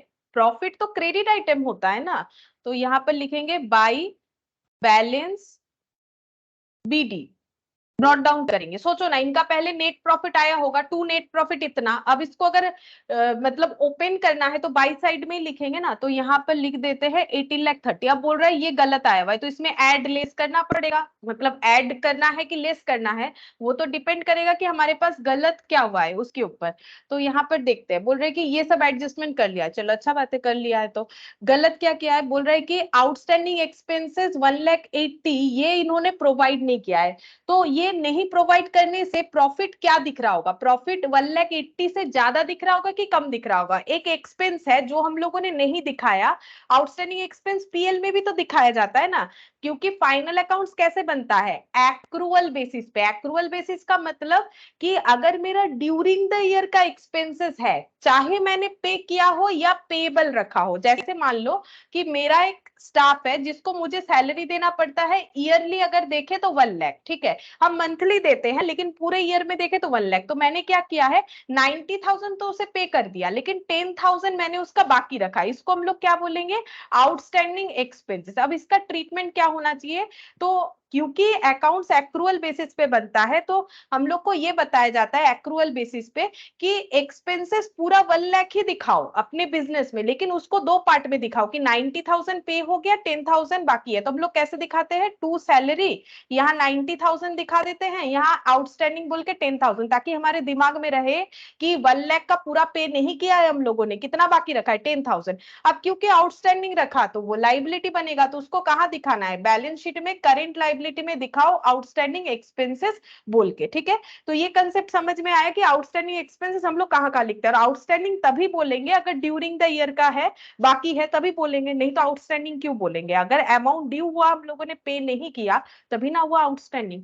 अब मेरा क्वेश्चन ये है कि आउटस्टैंडिंग एक्सपेंसेस 1,80,000 का था, इसका ट्रीटमेंट किया ही नहीं और प्रॉफिट ये वाला कैलकुलेट कर लिया है इन्होंने। तो मुझे एक चीज बताओ, ये 1,80,000 चार्ज नहीं करने से प्रॉफिट ज्यादा दिख रहा है कि कम, पहले ये बताओ।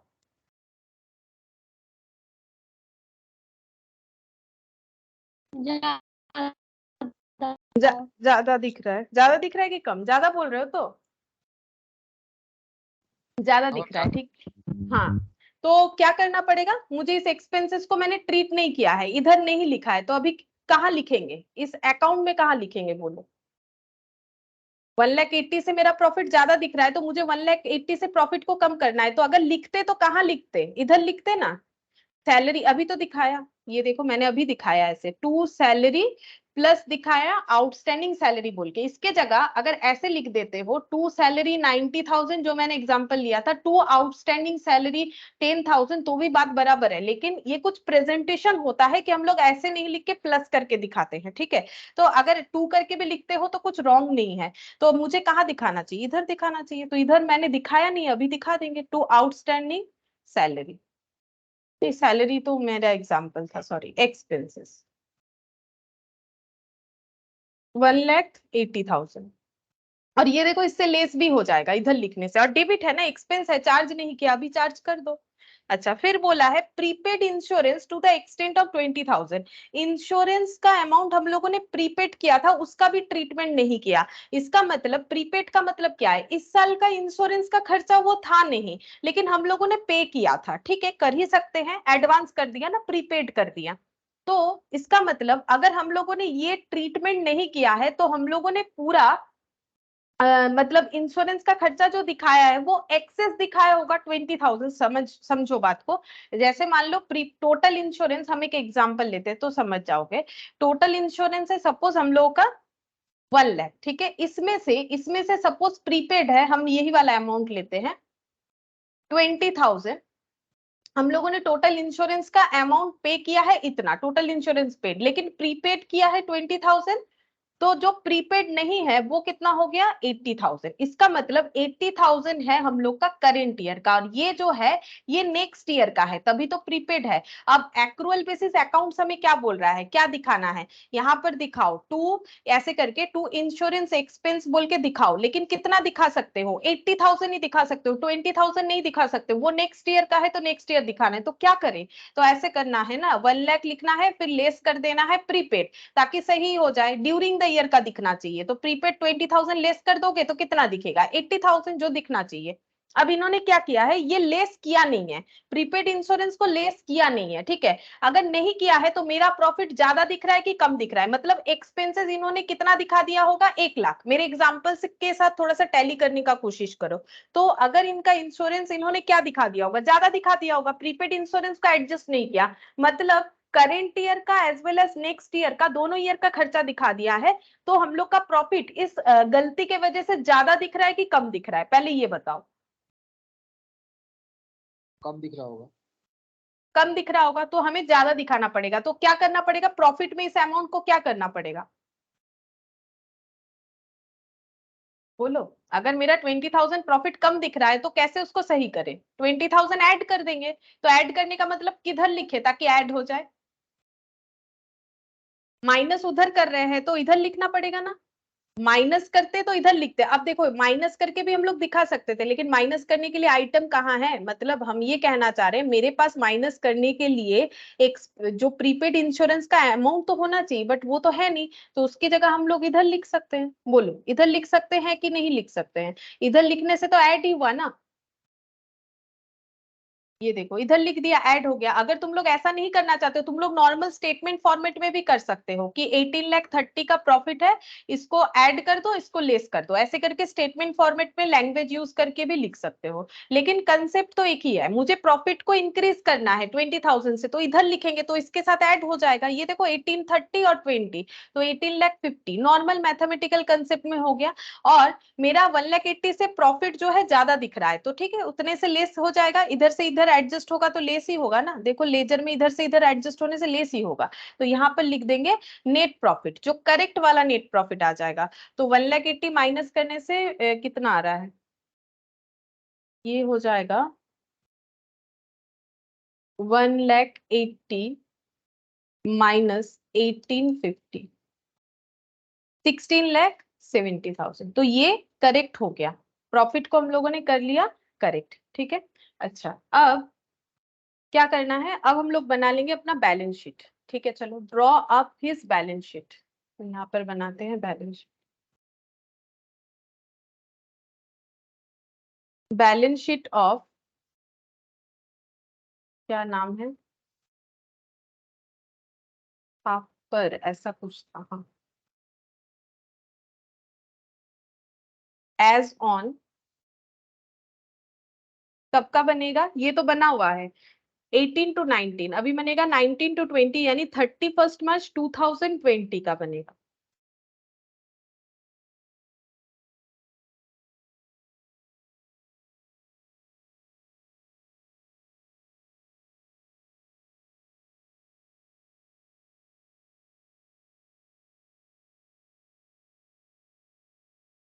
एसेट अमाउंट, अच्छा अब बैलेंस शीट कैसे बनाएंगे, देखो ये तो हमारा पुराना बैलेंस शीट है, ठीक है, मतलब इसके प्रीवियस वाला। अब करेंटली हम लोग के पास क्या क्या डेटा है देखते हैं। बोल रहे हैं कि current asset and liability as on 31 March 2020। अच्छा मिला हमें, कुछ ना कुछ इंफॉर्मेशन मिला, इसका यूज कर लेते हैं।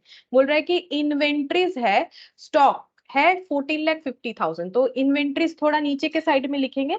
तो यहाँ पर लिखते हैं इन्वेंट्रीज, क्योंकि ये करंट एसेट है ना, तो हम नीचे लिखते हैं।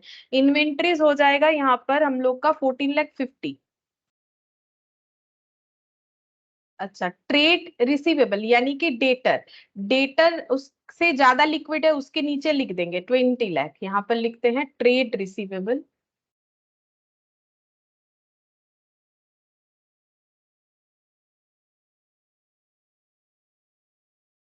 ट्रेड रिसीवेबल है हम लोगों का।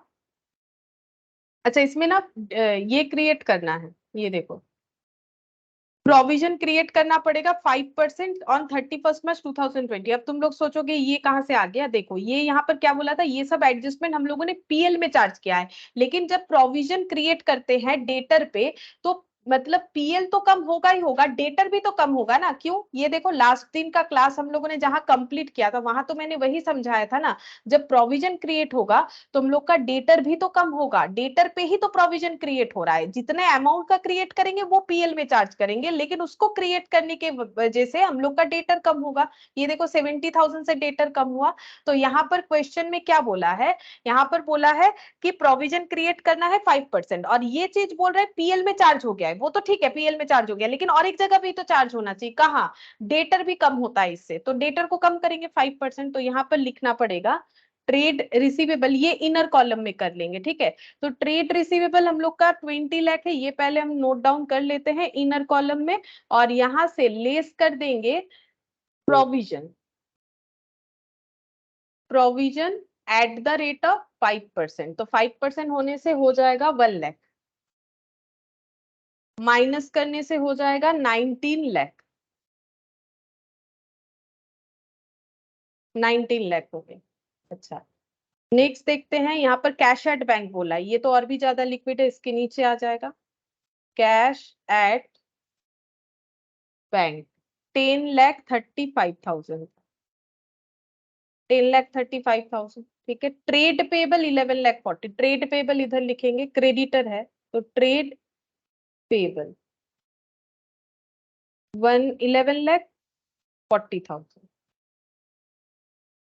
नेक्स्ट देखते हैं क्या है। ड्राइंग्स हुआ है 6 लाख फॉर डोमेस्टिक पर्पस। तो डोमेस्टिक पर्पस तो यहाँ पर ड्राइंग्स लेस होगा कैपिटल से, तो यहाँ पर कैपिटल जो है वो लिखना पड़ेगा। ऐड करेंगे नेट प्रॉफिट। नेट प्रॉफिट अभी अभी हम लोगों ने रेक्टिफाई कर लिया है। नेट प्रॉफिट हम लोग का आया 16,70,000। वर्किंग नोट नंबर 1 से आया है, एक बार देख लेते हैं। हाँ, इसके बाद ड्राइंग्स करने से कैपिटल कम होगा। ड्राइंग्स हुआ है 6 लाख।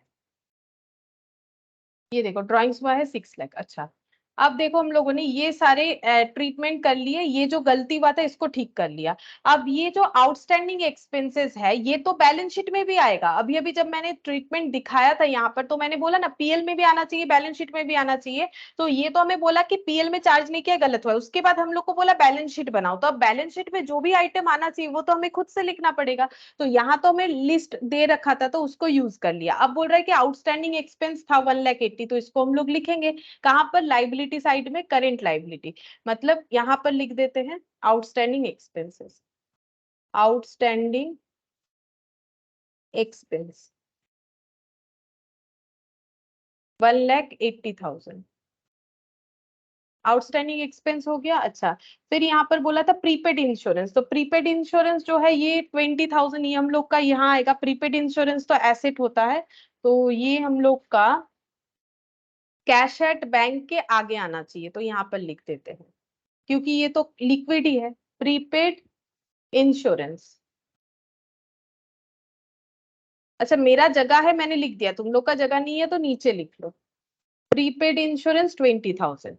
ये भी हम लोग का क्या है, एसेट है, करेंट एसेट है। जब हम लोग प्रीपेड इंश्योरेंस करते हैं, जब पीएल में एडजस्टमेंट होगा एज वेल एज हम लोग का एसेट दिखेगा। वो जैसे कर आउटस्टैंडिंग जो है एक्सपेंसेस वो लाइबिलिटी होता है। अगर तुम लोग एडवांस में कुछ अपना पढ़ाई रेडी करके रखते हो तो तुम लोग के लिए एसेट ही हुआ ना, वैसे ही। तो यहाँ पर देखो नेक्स्ट क्या बोल रहा है। और यहाँ पर बोला है प्रोविजन का मैंने ट्रीटमेंट कर दिया। प्लांट मशीनरी पे डिप्रिशिएशन और फर्नीचर फिक्सचर पे डिप्रिशिएशन इस साल लगा है और इस साल का हम लोग बैलेंस शीट बना रहे हैं। मतलब ये कौन सी ईयर का बात हो रहा है, 1920 का। तो प्लांट मशीनरी फर्नीचर इसका मतलब एग्जिस्ट कर रहा था, लेकिन कितना वैल्यू है, तो प्रीवियस जितना वैल्यू उससे डिप्रिशिएशन लेस करेंगे तो पता चल जाएगा। इस ऑर्गेनाइजेशन के पास प्लांट है, फर्नीचर है, हम लोग को पता था। अब नीचे बोला है कि इस पे डिप्रिशिएशन भी लगा, मतलब इस साल भी इनके पास ये प्लांट मशीनरी फर्नीचर फिक्सचर था, इन्होंने सेल वेल नहीं किया है, तो ये तो हमें दिखाना पड़ेगा बैलेंस शीट में। तो यहां पर लिखेंगे प्लांट एंड मशीनरी। कितना लिखना चाहिए, हम लोग पहले ओपनिंग बैलेंस लिखेंगे। ये ओपनिंग बैलेंस हो जाएगा 30 लाख, इसको इनर कॉलम में लिख लेंगे। और जितना यूज हुआ है उतना डिप्रिशिएशन चार्ज होगा। तो डिप्रिशिएशन चार्ज यहाँ पर बताया जाएगा, क्वेश्चन में हमेशा बता देगा कितना डिप्रिशिएशन होगा। 10% बोला है, तो एट द रेट ऑफ 10%। तो डिप्रिशिएशन टाइम पीरियड के हिसाब से लगता है, कुछ नहीं बोला है। हम लोग 6 मंथ्स भी दे सकते हैं या जो है 1 ईयर का भी दे सकते हैं। ऐसा एक कंसेप्ट होता है, मतलब जब हमें ये ना बताया जाए मशीन कब खरीदा है तो हम लोग क्या कर सकते हैं, मतलब मान लो करेंट ईयर में कोई मशीन खरीदा गया है या कोई फिक्स्ड एसेट खरीदा गया है लेकिन उसका डेट नहीं बोला है, तो हम लोग डिप्रिशिएशन क्या कर सकते हैं, एजम्पशन ले सकते हैं, या तो 6 मंथ्स का या तो 1 ईयर का। 1 ईयर का एजम्पशन का मतलब हम लोग ये मान के चल रहे हैं कि ईयर के स्टार्टिंग में ही मशीन खरीदा गया था। और अगर 6 मंथ्स मान रहे मतलब ना तो स्टार्टिंग में ना तो एंडिंग में, मिडिल का मान के चलते। लेकिन ये इस साल परचेज नहीं हुआ है, ये पहले से ही परचेज्ड है। क्यों, कैसे पता चला, क्योंकि देखो इनके पास पहले से ही यहाँ पर मशीन अवेलेबल था, तो ये तो कोई न्यूली परचेज्ड है नहीं ड्यूरिंग द ईयर का, मतलब 1920 का कोई परचेज नहीं है, 1819 वाला मशीन ही चल रहा है। तो फिर इसमें हमें पूरे ईयर का ही देना चाहिए। इसमें कोई कंफ्यूजन मत रखो कि 1 साल का दे कि 6 महीने का दे, यहाँ पर 1 ईयर का ही होगा, बिकॉज ये ओपनिंग बैलेंस है मशीन का, एग्जिस्टिंग मशीन है, कोई न्यू परचेस्ड है नहीं। तो यहाँ पर हम लोग इसका 3 लाख लेंगे।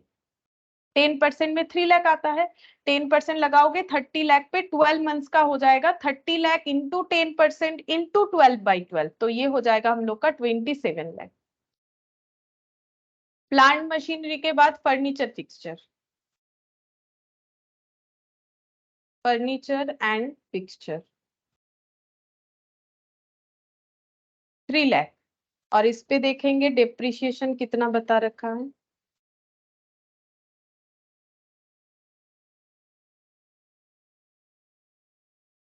5%, 1,50,000। 1,50,000 होगा कि 15 होगा?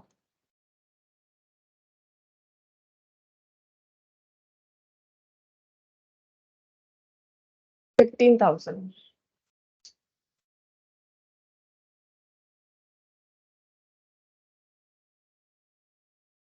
15,000 लेस करने से 285, 2,85,000 हो गया। अच्छा, नेक्स्ट और क्या चाहिए हम लोग को? और तो कुछ नहीं दिख रहा है। कैपिटल, कैपिटल देखना पड़ेगा। कैपिटल ये था 50 लाख, ये इस ईयर का एंड में था, तो ओपनिंग में यहाँ पर कैपिटल इतना ही आ जाएगा। मतलब हम ये बोल रहे हैं कि ये 18-19 का क्लोजिंग कैपिटल था, तो 19-20 का ये ओपनिंग कैपिटल। ओपनिंग कैपिटल में ये सब एडजस्ट होगा तब ना यहाँ पर क्लोजिंग कैपिटल आएगा, तो ये यहाँ पर लेना पड़ेगा। 50 लाख और 16,70,000, मतलब 66,70,000। 66,70,000 से अगर हम लोग माइनस कर देते हैं 6 लाख, तो ये हो गया 60,70,000 प्लस 11,40,000 प्लस 1,80,000, 73,90,000। इधर भी इतना ही आ जाना चाहिए। सारी चीज तो हम लोगों ने लिख लिए हैं, अगर सही है तो आ जाएगा। माइनस करके देख लेते हैं, अगर 0 आ जाएगा तो सही है। -20,000 माइनस 19 लाख, 1450, 2,85,000, 27 लाख। हाँ, -27 लाख 0 आ जाएगा, मतलब ठीक हुआ है। 73,90,000, ठीक है। 73,90,000 ये हम लोग का आंसर होगा। तो ये क्वेश्चन थोड़ा सा अलग था। मान लो एक बड़ा सा क्वेश्चन दे दिया और उसमें इस तरीके का एडजस्टमेंट दे दिया, तो तुम लोग ऐसे अकाउंट ओपन करके भी कर सकते हो, अदरवाइज स्टेटमेंट फॉर्मेट में भी कर सकते हो। बस इतना समझ के कि हम लोग का प्रॉफिट रॉन्ग होने की वजह से, प्रॉफिट जो भी हम लोगों ने गलत किया उससे प्रॉफिट कम हो रहा है कि ज्यादा हो रहा है, उस हिसाब से अगर प्रॉफिट कम हो गया है तो ऐड कर देना, अगर प्रॉफिट एक्सेस हो गया है तो लेस कर दो।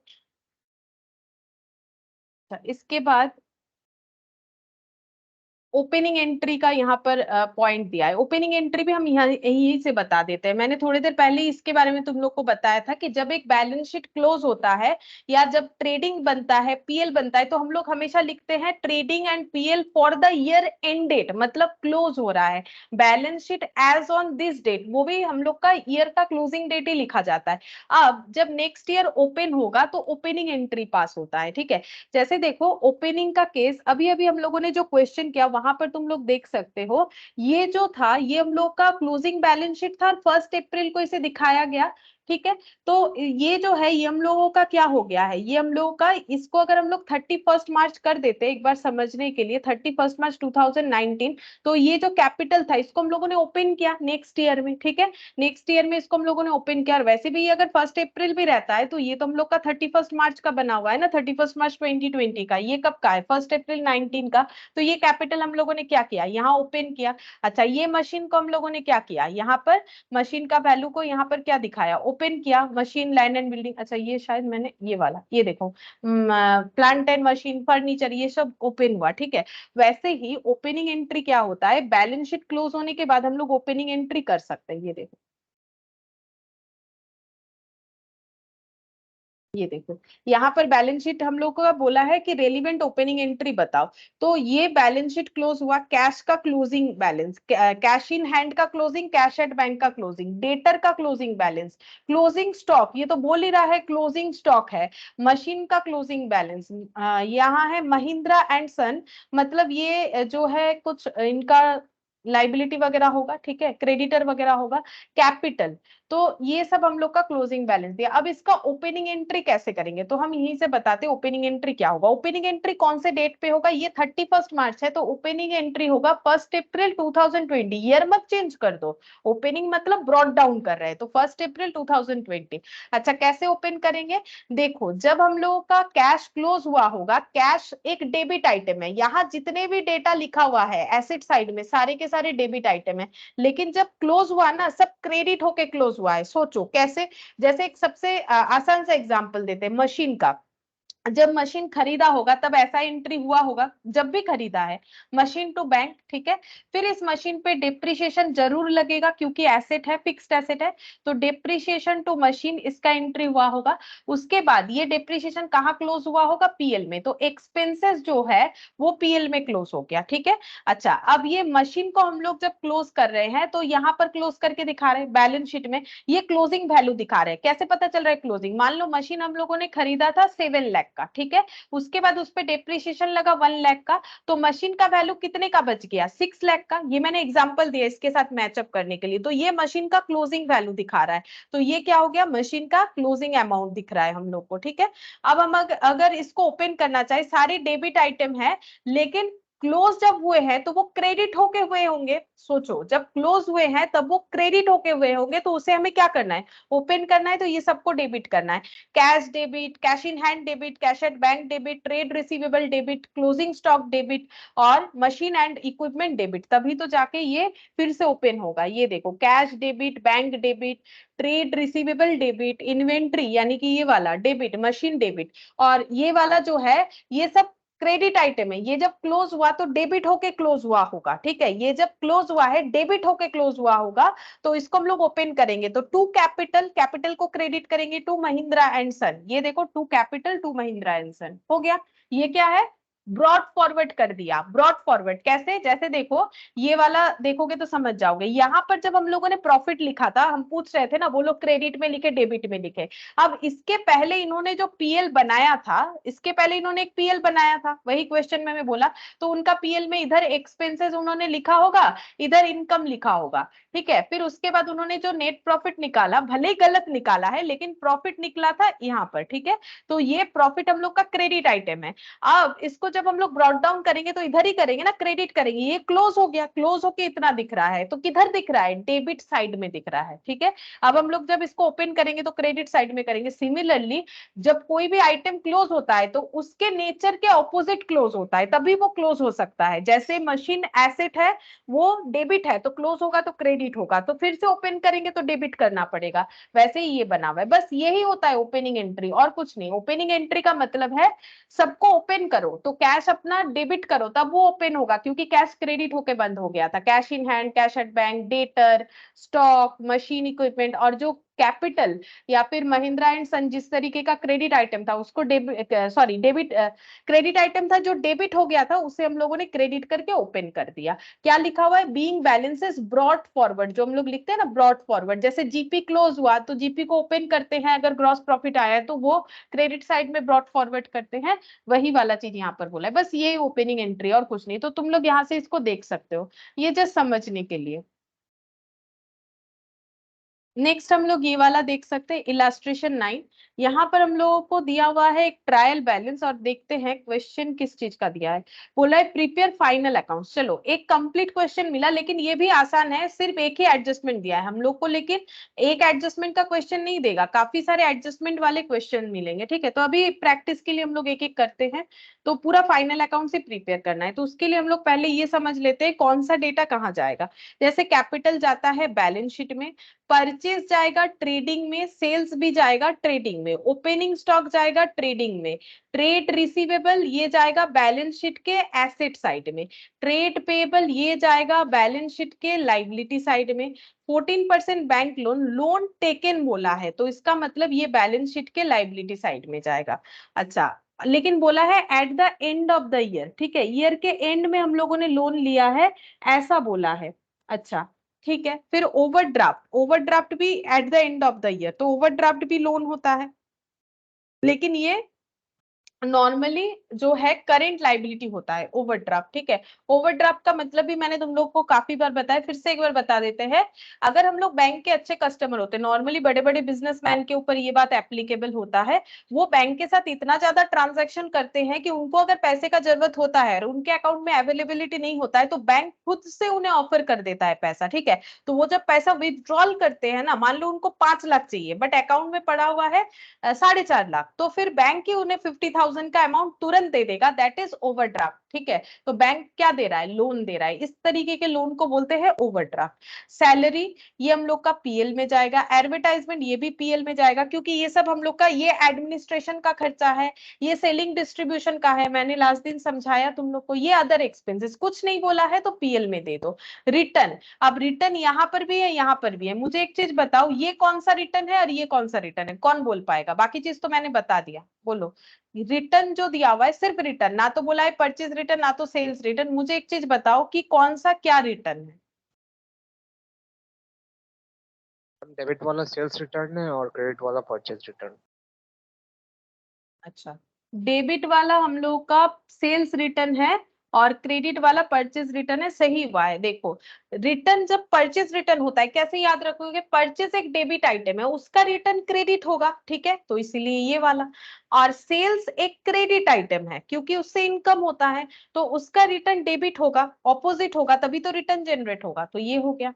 अच्छा, ये आइटम कहाँ जाता है, दोनों ही ट्रेडिंग से जाता है, और हम लोग ट्रेडिंग में ना हमेशा नेट सेल्स और नेट परचेज लिखते हैं, तो कुछ रिटर्न है तो उसे एडजस्ट करके ही लिखना पड़ता है। फिर यहाँ पर फर्नीचर बैलेंस शीट में जाएगा, बिल्डिंग भी बैलेंस शीट में जाएगा, कैश इन हैंड भी बैलेंस शीट में जाएगा, क्लोजिंग इन्वेंट्री दो जगह पे आएगा, ट्रेडिंग में और बैलेंस शीट में आएगा, ठीक है। फाइनल अकाउंट्स प्रिपेयर करके देना है, ठीक है, चलो बना लेते हैं।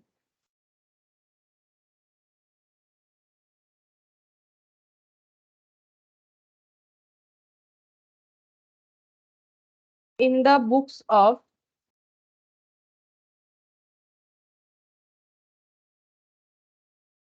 Sri Mittal, trading and profit and loss account for the year ended 31st March 2020.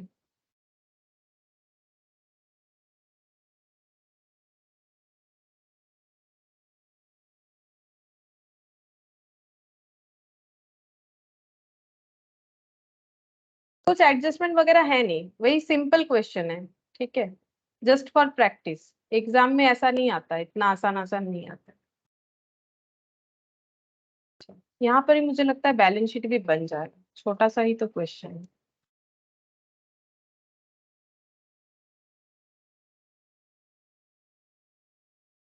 Balance sheet as on 31st of March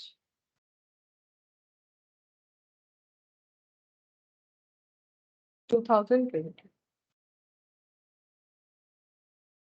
हम लोग लाइन बाय लाइन ही लिखेंगे। कैपिटल 8,70,000, कैपिटल किधर जाएगा, लाइबिलिटी साइड में।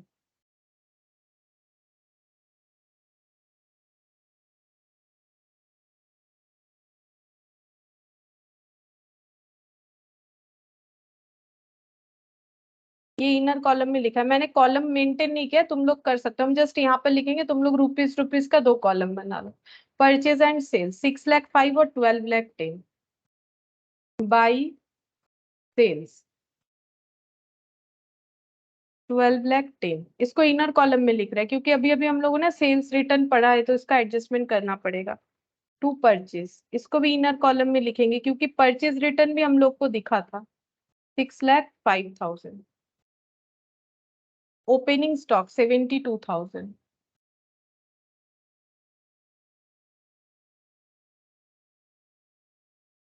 ये आउटर कॉलम में लिख देते हैं।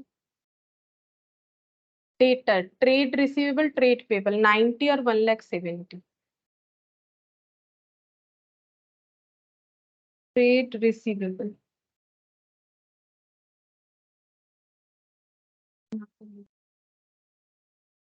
ट्रेड रिसीवेबल 90,000 और ट्रेड पेबल 1,70,000। अच्छा, इसके बाद 90 1,70,000 लिख लिया। 14% bank loan 2,00,000। 14% bank loan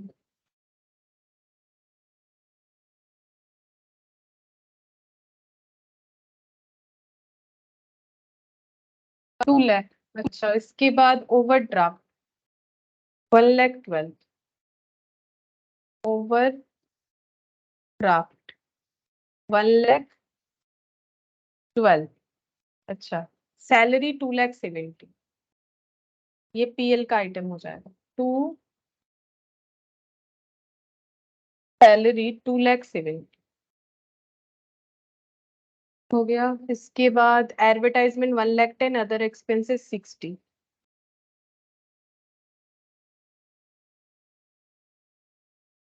other expense 60।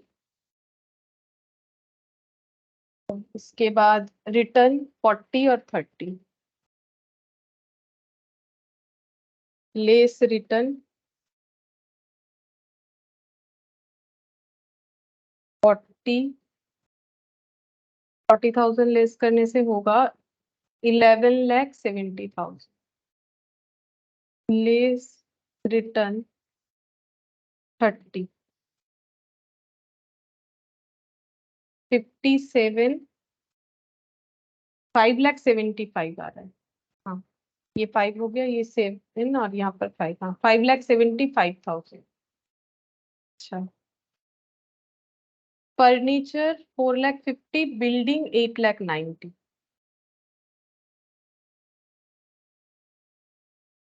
पहले बिल्डिंग लिखेंगे।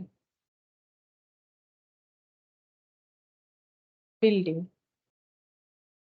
बिल्डिंग है 8,90,000। फर्नीचर 4,50,000 था। अच्छा, कैश इन हैंड 5,000 और क्लोजिंग स्टॉक लिखना पड़ेगा 1,00,000। यहाँ लिख देते हैं क्लोजिंग स्टॉक 1,00,000 और यहाँ लिखेंगे कैश इन हैंड 5,000। बस, अब क्लोजिंग स्टॉक यहाँ भी लिखना पड़ेगा। By closing stock 1,00,000। अच्छा, ये ऐड करने से आता है 12,70,000, इधर ही जाता है। ठीक है, तो जीपी आएगा। यहाँ पर लिखते हैं 2 GP बैलेंसिंग फिगर 12,70,000 और ये हो जाएगा 5 + 2 7, 6,47,000। 6,47,000 12,70,000 से 6,47,000 माइनस करने से आता है, नहीं गलत हो गया, 72,000।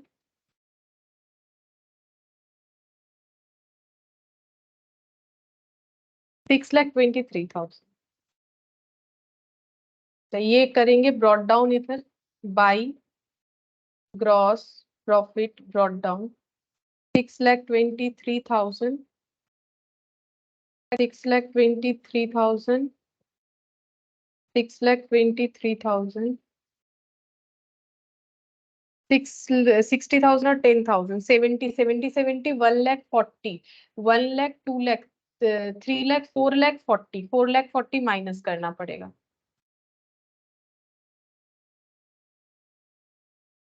$1,83,000 नेट प्रॉफिट।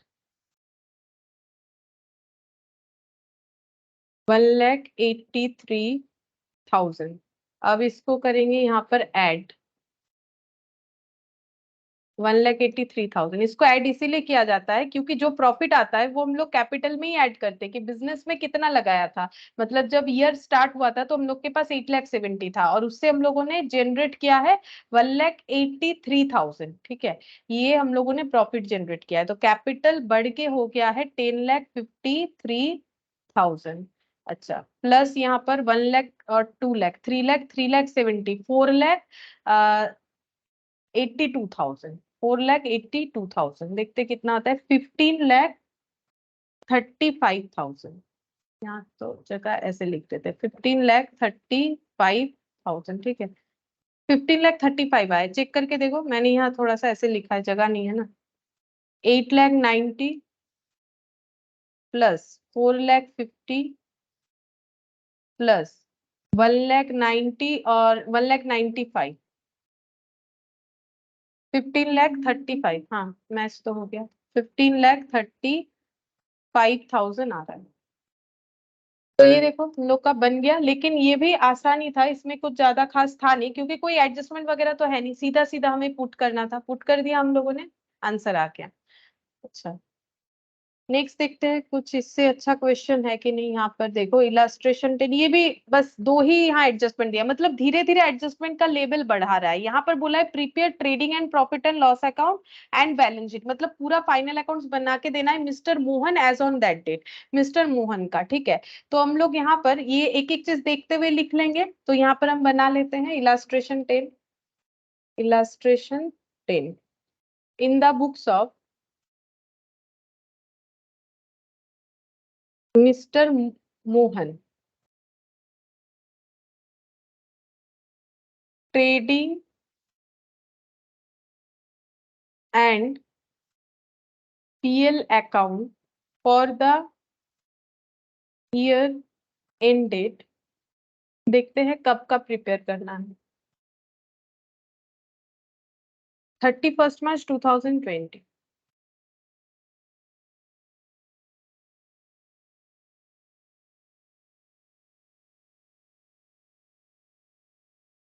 ट्रेडिंग पीएल के लिए हम पूरा एक पेज रख देते, क्योंकि मैंने क्वेश्चन तो पढ़ा नहीं है अभी, तो कितना जगह लगेगा पता नहीं, तो एक पेज पूरा रख लेते हैं इतना, और पीछे बैलेंस शीट के लिए जगह रख लेते हैं। Balance sheet as on 31 March 2020।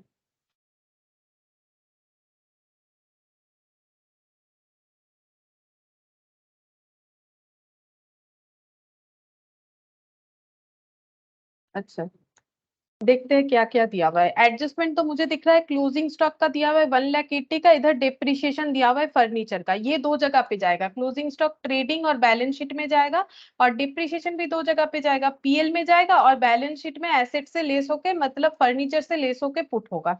और बाकी और तो कुछ बोला नहीं है। अब हम लोग एक एक पॉइंट देख के लिख लेते हैं। सबसे पहले बोला है कैपिटल, कैपिटल को हम लोग लिखेंगे बैलेंस शीट में 6,50,000 लाइबिलिटी साइड में, तो यहाँ पर लिखते हैं कैपिटल 6,50,000 इनर कॉलम में लिख दिया, क्योंकि प्रॉफिट हो या लॉस कुछ ना कुछ तो होगा, तो वो एडजस्ट करना पड़ेगा। सेल्स 9,70,000, तो सेल्स को हम लोग ट्रेडिंग में दिखाएंगे 9,70,000, यहाँ पर लिख दिया मैंने बाई सेल्स 9,70,000। हम यहाँ पर लिख रहे हैं एक अंदाजे से, अगर कुछ रिटर्न होगा तो लेस करके लिख देंगे, बाकी अमाउंट को यहाँ बाहर साइड लिख देंगे। उसके बाद परचेज 4,30,000, परचेज में भी थोड़ा सा जगह रख लेते हैं, पता नहीं रिटर्न वगैरह है कि नहीं। परचेज यहाँ पर लिख लेते हैं 4,30,000। तुम लोग जब करोगे ना तो पूरा क्वेश्चन पढ़ के ही करना, हम ये तो, मतलब छोटा सा ही क्वेश्चन है इसलिए करवा दे रहे हैं, क्योंकि पूरा पढ़ने से क्या होगा, तुम लोगों को पता चल जाएगा इनर कॉलम में लिखना है कि आउटर कॉलम में लिखना है, नहीं तो तुम लोग को तो फिर इसको रब करना पड़ेगा ना, तो प्रॉब्लम हो जाएगा। इसके बाद यहाँ पर देखो ओपनिंग इन्वेंट्री 1,10,000, तो लिख लेते हैं टू ओपनिंग स्टॉक। इसमें नॉर्मली कोई एडजस्टमेंट तो होता नहीं है, ठीक है, और नीचे कुछ दिया भी नहीं है, एडजस्टमेंट दिया नहीं, ये दोनों में मैंने इसीलिए रखा है अगर रिटर्न हो तो। फिर यहाँ पर बोला है फ्रेट इनवर्ड, बोल सकते हो फ्रेट इनवर्ड कहाँ लिखना चाहिए, बोलो, ये थोड़ा सा अलग आइटम है, मतलब मैंने बताया हुआ है, हम पूछ रहे हैं फ्रेट इनवर्ड, मैंने इसके पहले तुम लोगों से नहीं पूछा है। फ्रेट इनवर्ड कहाँ लिखना चाहिए 40,000, ट्रेडिंग में। ट्रेडिंग। ट्रेडिंग, ट्रेडिंग में, क्योंकि डायरेक्ट एक्सपेंस है ट्रेडिंग है। तो यहाँ पर लिखेंगे टू फ्रेट इनवर्ड, क्योंकि ये स्टॉक को गोडाउन तक लाने के लिए ये खर्चा किया जाता है, कैरेज के तरह है 40,000। फ्रेट के बाद सैलरी, सैलरी तो पता है हम लोग को, पीएल में लिखेंगे 2,10,000। अच्छा, पीएल के लिए हम लोग यहाँ से जगह रखते हैं, काफी है।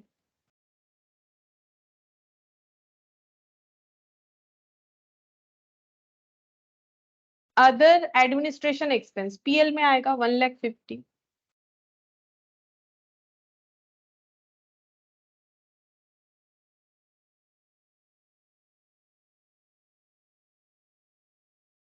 फर्नीचर 3,50,000, ये तो एसेट में जाएगा। तो एसेट में लिखेंगे हम लोग फर्नीचर।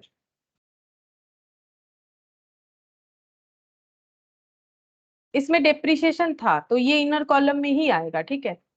अच्छा, उसके बाद ट्रेड रिसीवेबल, ट्रेड पेबल, मतलब डेटर क्रेडिटर 2,10,000 और 1,90,000, तो यहाँ पर लिखते हैं। ये डिप्रिसिएशन के लिए एक लाइन जगह रख देते हैं, यहाँ लिखते हैं ट्रेड रिसीवेबल। बीच में अगर कुछ लिखना होगा तो जगह मिल जाएगा। Trade receivable 2,10,000, trade payable 1,90,000। Return देखो, रिटर्न आ गया 20 और 12। रिटर्न का मतलब ही वही परचेज और सेल्स रिटर्न का बात हो रहा है, तो यहाँ पर रिटर्न और यहाँ पर भी रिटर्न। अब परचेज डेबिट आइटम है, मतलब क्रेडिट साइड जो रिटर्न है वो परचेज से एडजस्ट होगा, मतलब 12,000 लेस करना पड़ेगा। देखते हैं कितना आएगा। 12,000 लेस करने से यहाँ पर हो जाएगा 30,814, 4,18,000। और यहाँ पर रिटर्न जो है इधर वाला हो जाएगा 20,000, 9,50,000। अच्छा, डिस्काउंट, डिस्काउंट का दो है, एक डेबिट है, क्रेडिट है। तो डेबिट जो है डिस्काउंट अलाउड होगा 19,000 to discount allowed. Discount allowed 19,000, और एक डिस्काउंट इधर भी है क्रेडिट साइड में, वो डिस्काउंट का इनकम है। एक लाइन गैप रख रहे हैं क्योंकि ग्रॉस प्रॉफिट हुआ तो इधर आएगा, अगर लॉस हुआ तो इधर आएगा। नॉर्मली तो प्रॉफिट ही होता है, लॉस भी आ सकता है, ऐसा जरूरी नहीं है कि लॉस नहीं आएगा। डिस्काउंट रिसीट, अगर सिर्फ डिस्काउंट भी लिख देते हो तो भी बात एक ही है। यहाँ सिर्फ डिस्काउंट ही लिखा हुआ था, मैंने अपने हिसाब से लिख दिया। रिसिप्ट नहीं भी लिखोगे तो भी चलेगा, रिसिप्ट सिर्फ डिस्काउंट लिखने से भी होगा। बैड डेप्ट, ये देखो बैड डेप्ट आ गया। बैड डेप्ट कहाँ पर है? ट्रायल बैलेंस के अंदर है, मतलब बैड डेप्ट जो है इसका अकाउंट ओपन हुआ होगा। जब अकाउंट ओपन होता है तभी ना उसका बैलेंस से हमें ट्रायल बैलेंस में लिखने को मिलता है। तो बैड डेप्ट कहाँ चार्ज करना पड़ेगा? पीएल में, ठीक है। तो यहाँ पर लिखेंगे टू बैड डेप्ट। अगर ये प्रोविजन से एडजस्ट होता तो ये बैड डेप्ट बोल के दिखता ही नहीं, वो प्रोविजन में खुद ब खुद एडजस्ट हो जाता।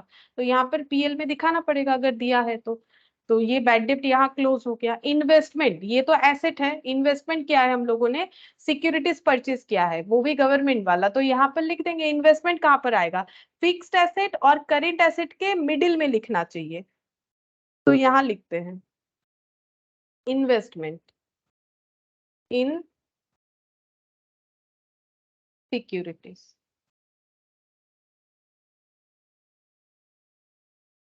वन लैख। इसके बाद बोला है cash in hand and cash at bank 1,87,000, तो यहाँ लिख देते हैं cash in hand and at bank, ऐसे मैंने लिख दिया 1,87,000। यहाँ पर दिया हुआ है cash in hand and cash at bank, तुम लोग पूरा भी चाहो तो लिख सकते हो। क्लोजिंग स्टॉक 1,80,000, एक बार यहाँ लिखेंगे।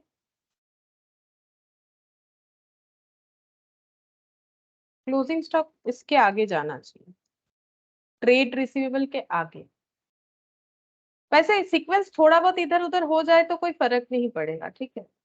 क्लोजिंग स्टॉक हम लोग का हो जाएगा 1,80,000। ये दो जगह पे जाएगा। जब भी हम लोग एडजस्टमेंट से कुछ लिखेंगे ना, हमेशा याद रखो दो जगह पे जाएगा, क्योंकि इसका एंट्री नहीं हुआ होगा। एंट्री जर्नल नहीं हुआ है तभी लेजर नहीं हुआ, तभी ट्रायल बैलेंस में नहीं दिख रहा है।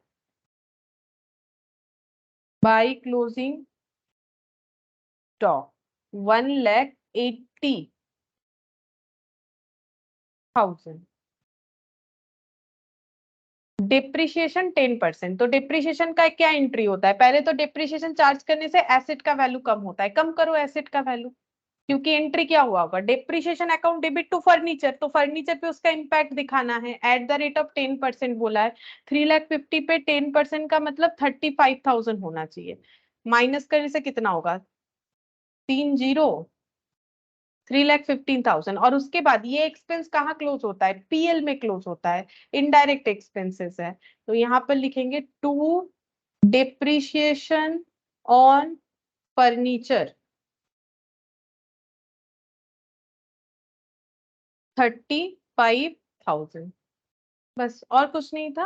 अब हम लोग को इसको क्लोज कर लेना है, तो देखते हैं कितना आ रहा है।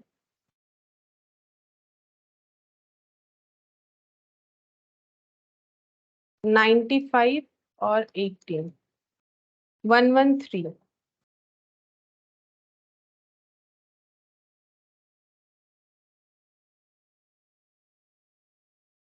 और यहाँ पर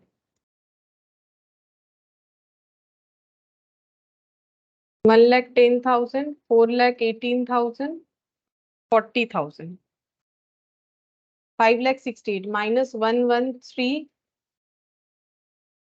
मतलब 11,30। तो यहाँ पर हो जाएगा 5,62,000 आ रहा है, प्रॉफिट आ रहा है 11,30,000। इसका कॉमा यहाँ पर दे दो, 11,30,000।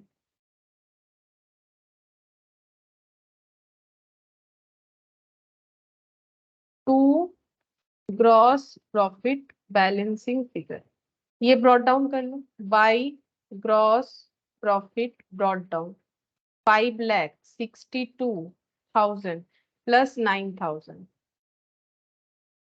5,71,000।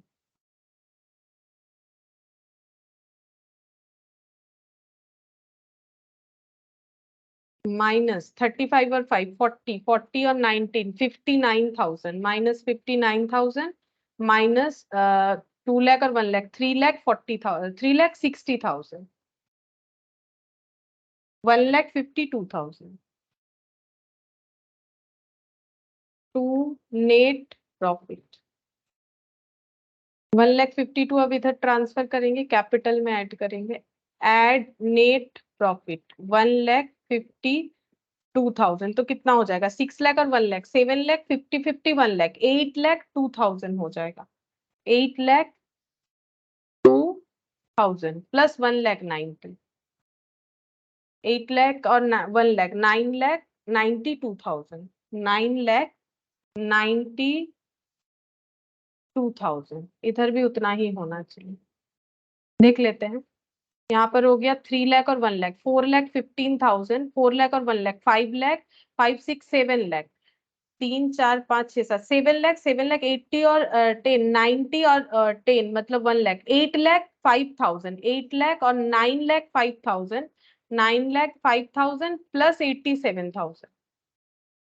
हाँ 9,92,000 मैंने ओरली किया, तुम लोग पूरा कैलकुलेटर पे कर लो, मिल जाएगा। 9,92,000 ही आ रहा है, ठीक है, मैंने ऐसे करके ओरली कर दिया, जल्दी होता है। तो 9,92,000 हम लोग का टोटल आ रहा है। ये भी क्वेश्चन नॉर्मल था, वैसा कुछ खास है नहीं। इसके बाद मुझे लग रहा है कुछ अच्छा क्वेश्चन हो सकता है, मतलब अच्छा इन द सेंस की कुछ टफ कंडीशन इसमें रहे अगर। अच्छा, यहाँ पर ओपनिंग एंट्री का बोला है, ये वाला ये क्वेश्चन दिया हुआ है। यहाँ पर बोला क्या है कि हमें ओपनिंग एंट्री करके बताना है। तो ओपनिंग एंट्री तो मैंने अभी अभी सिखाई, ये बता देते हैं। देखो 11 वाला, fixed asset debit, inventory debit हो जाएगा, trade receivable debit, cash debit, to capital, to trade payable, to bank overdraft. Check करो, देखो क्या लिखा हुआ है। Fixed asset debit, inventory debit, trade receivable debit, cash debit, to trade payable, to bank overdraft, to capital. और यहाँ एक item आ रखा है टू प्रोविजन फॉर डाउटफुल डेब्ट। देखो ये इधर माइनस करके है, कोई भी आइटम इधर माइनस है, इसका मतलब इसका एक्चुअली पोजीशन इधर है, वो प्रेजेंटेशन का तरीका है, इसीलिए यहाँ दिया गया है। तो प्रोविजन तो लाइबिलिटी होता है ना, तो प्रोविजन को अगर ओपन करना है तो उसे क्रेडिट करना पड़ेगा। तो ये 6,200 यहाँ दिया हुआ है। तो फिर डेटर का वैल्यू कितना लिया गया है? डेटर का वैल्यू लिया गया है, देखो 1,88,000, तभी तो प्रोविजन 6,200 दिखाएंगे, तभी एडजस्ट होगा ना। तो यहाँ पर एक्चुअली माइनस, ये देखो जैसे ये वाला भी पॉइंट अगर हम लोग ध्यान से देखें, ये प्रेजेंटेशन का तरीका है रिटर्न। अगर इस रिटर्न को हम लोग इधर लिखते हैं ना 12,000 और इस रिटर्न को इधर लिखते हैं तो भी हम लोग का जीपी का आंसर वही आएगा, क्योंकि एंट्री तो वैसे ही होता है ना। तो लेकिन अभी हमें क्या बोला गया है कि प्रेजेंटेशन ऐसे करो, रिटर्न वगैरह को लेस करके दिखाओ और एंट्री करने का जरूरत नहीं है। लेकिन अगर करते तो ये इधर माइनस होने का मतलब है इधर लिखो, और ये इधर माइनस होने का मतलब है इधर लिखो, एंट्री के हिसाब से। तो वैसे ही प्रोविजन हम लोग चाहे तो लाइबिलिटी लायबिलिटी साइड में लिख सकते क्योंकि वो तो क्रेडिट आइटम ही है, लेकिन प्रोविजंस को यहाँ माइनस करके लिखा है तो वो क्रेडिट आइटम है, तो उसको ओपन करेंगे तो क्रेडिट करना पड़ेगा। तो क्रेडिट क्या है, अगर इसको यहाँ 6200 लिख रहे हैं तो डेटर का हमें ग्रॉस वैल्यू लिखना पड़ेगा, यानी बिफोर प्रोवाइडिंग प्रोविजंस, तभी तो ये दोनों अमाउंट नेट होके ये वाला अमाउंट आएगा जो हमें यहाँ पर दिखाया गया है 1,81,800। ठीक है, इस बात का ध्यान रखो। तो ये हम लोग का और एक ओपनिंग एंट्री का दिया हुआ था, तो ओपनिंग एंट्री तो मैंने बताया क्या होता है, वैसे ही किया हुआ है। इसके बाद यहाँ से मुझे लगता है कुछ अच्छा खासा क्वेश्चन है। हाँ, तो नेक्स्ट क्लास में हम लोग क्वेश्चन नंबर 12 से करेंगे। हम एक बार नोट डाउन कर लेते, नहीं तो मुझे खुद याद नहीं रहेगा कहाँ से मुझे करवाना है। 12 से हमें करना पड़ेगा। ठीक है, फिर आज इतना ही करते हैं।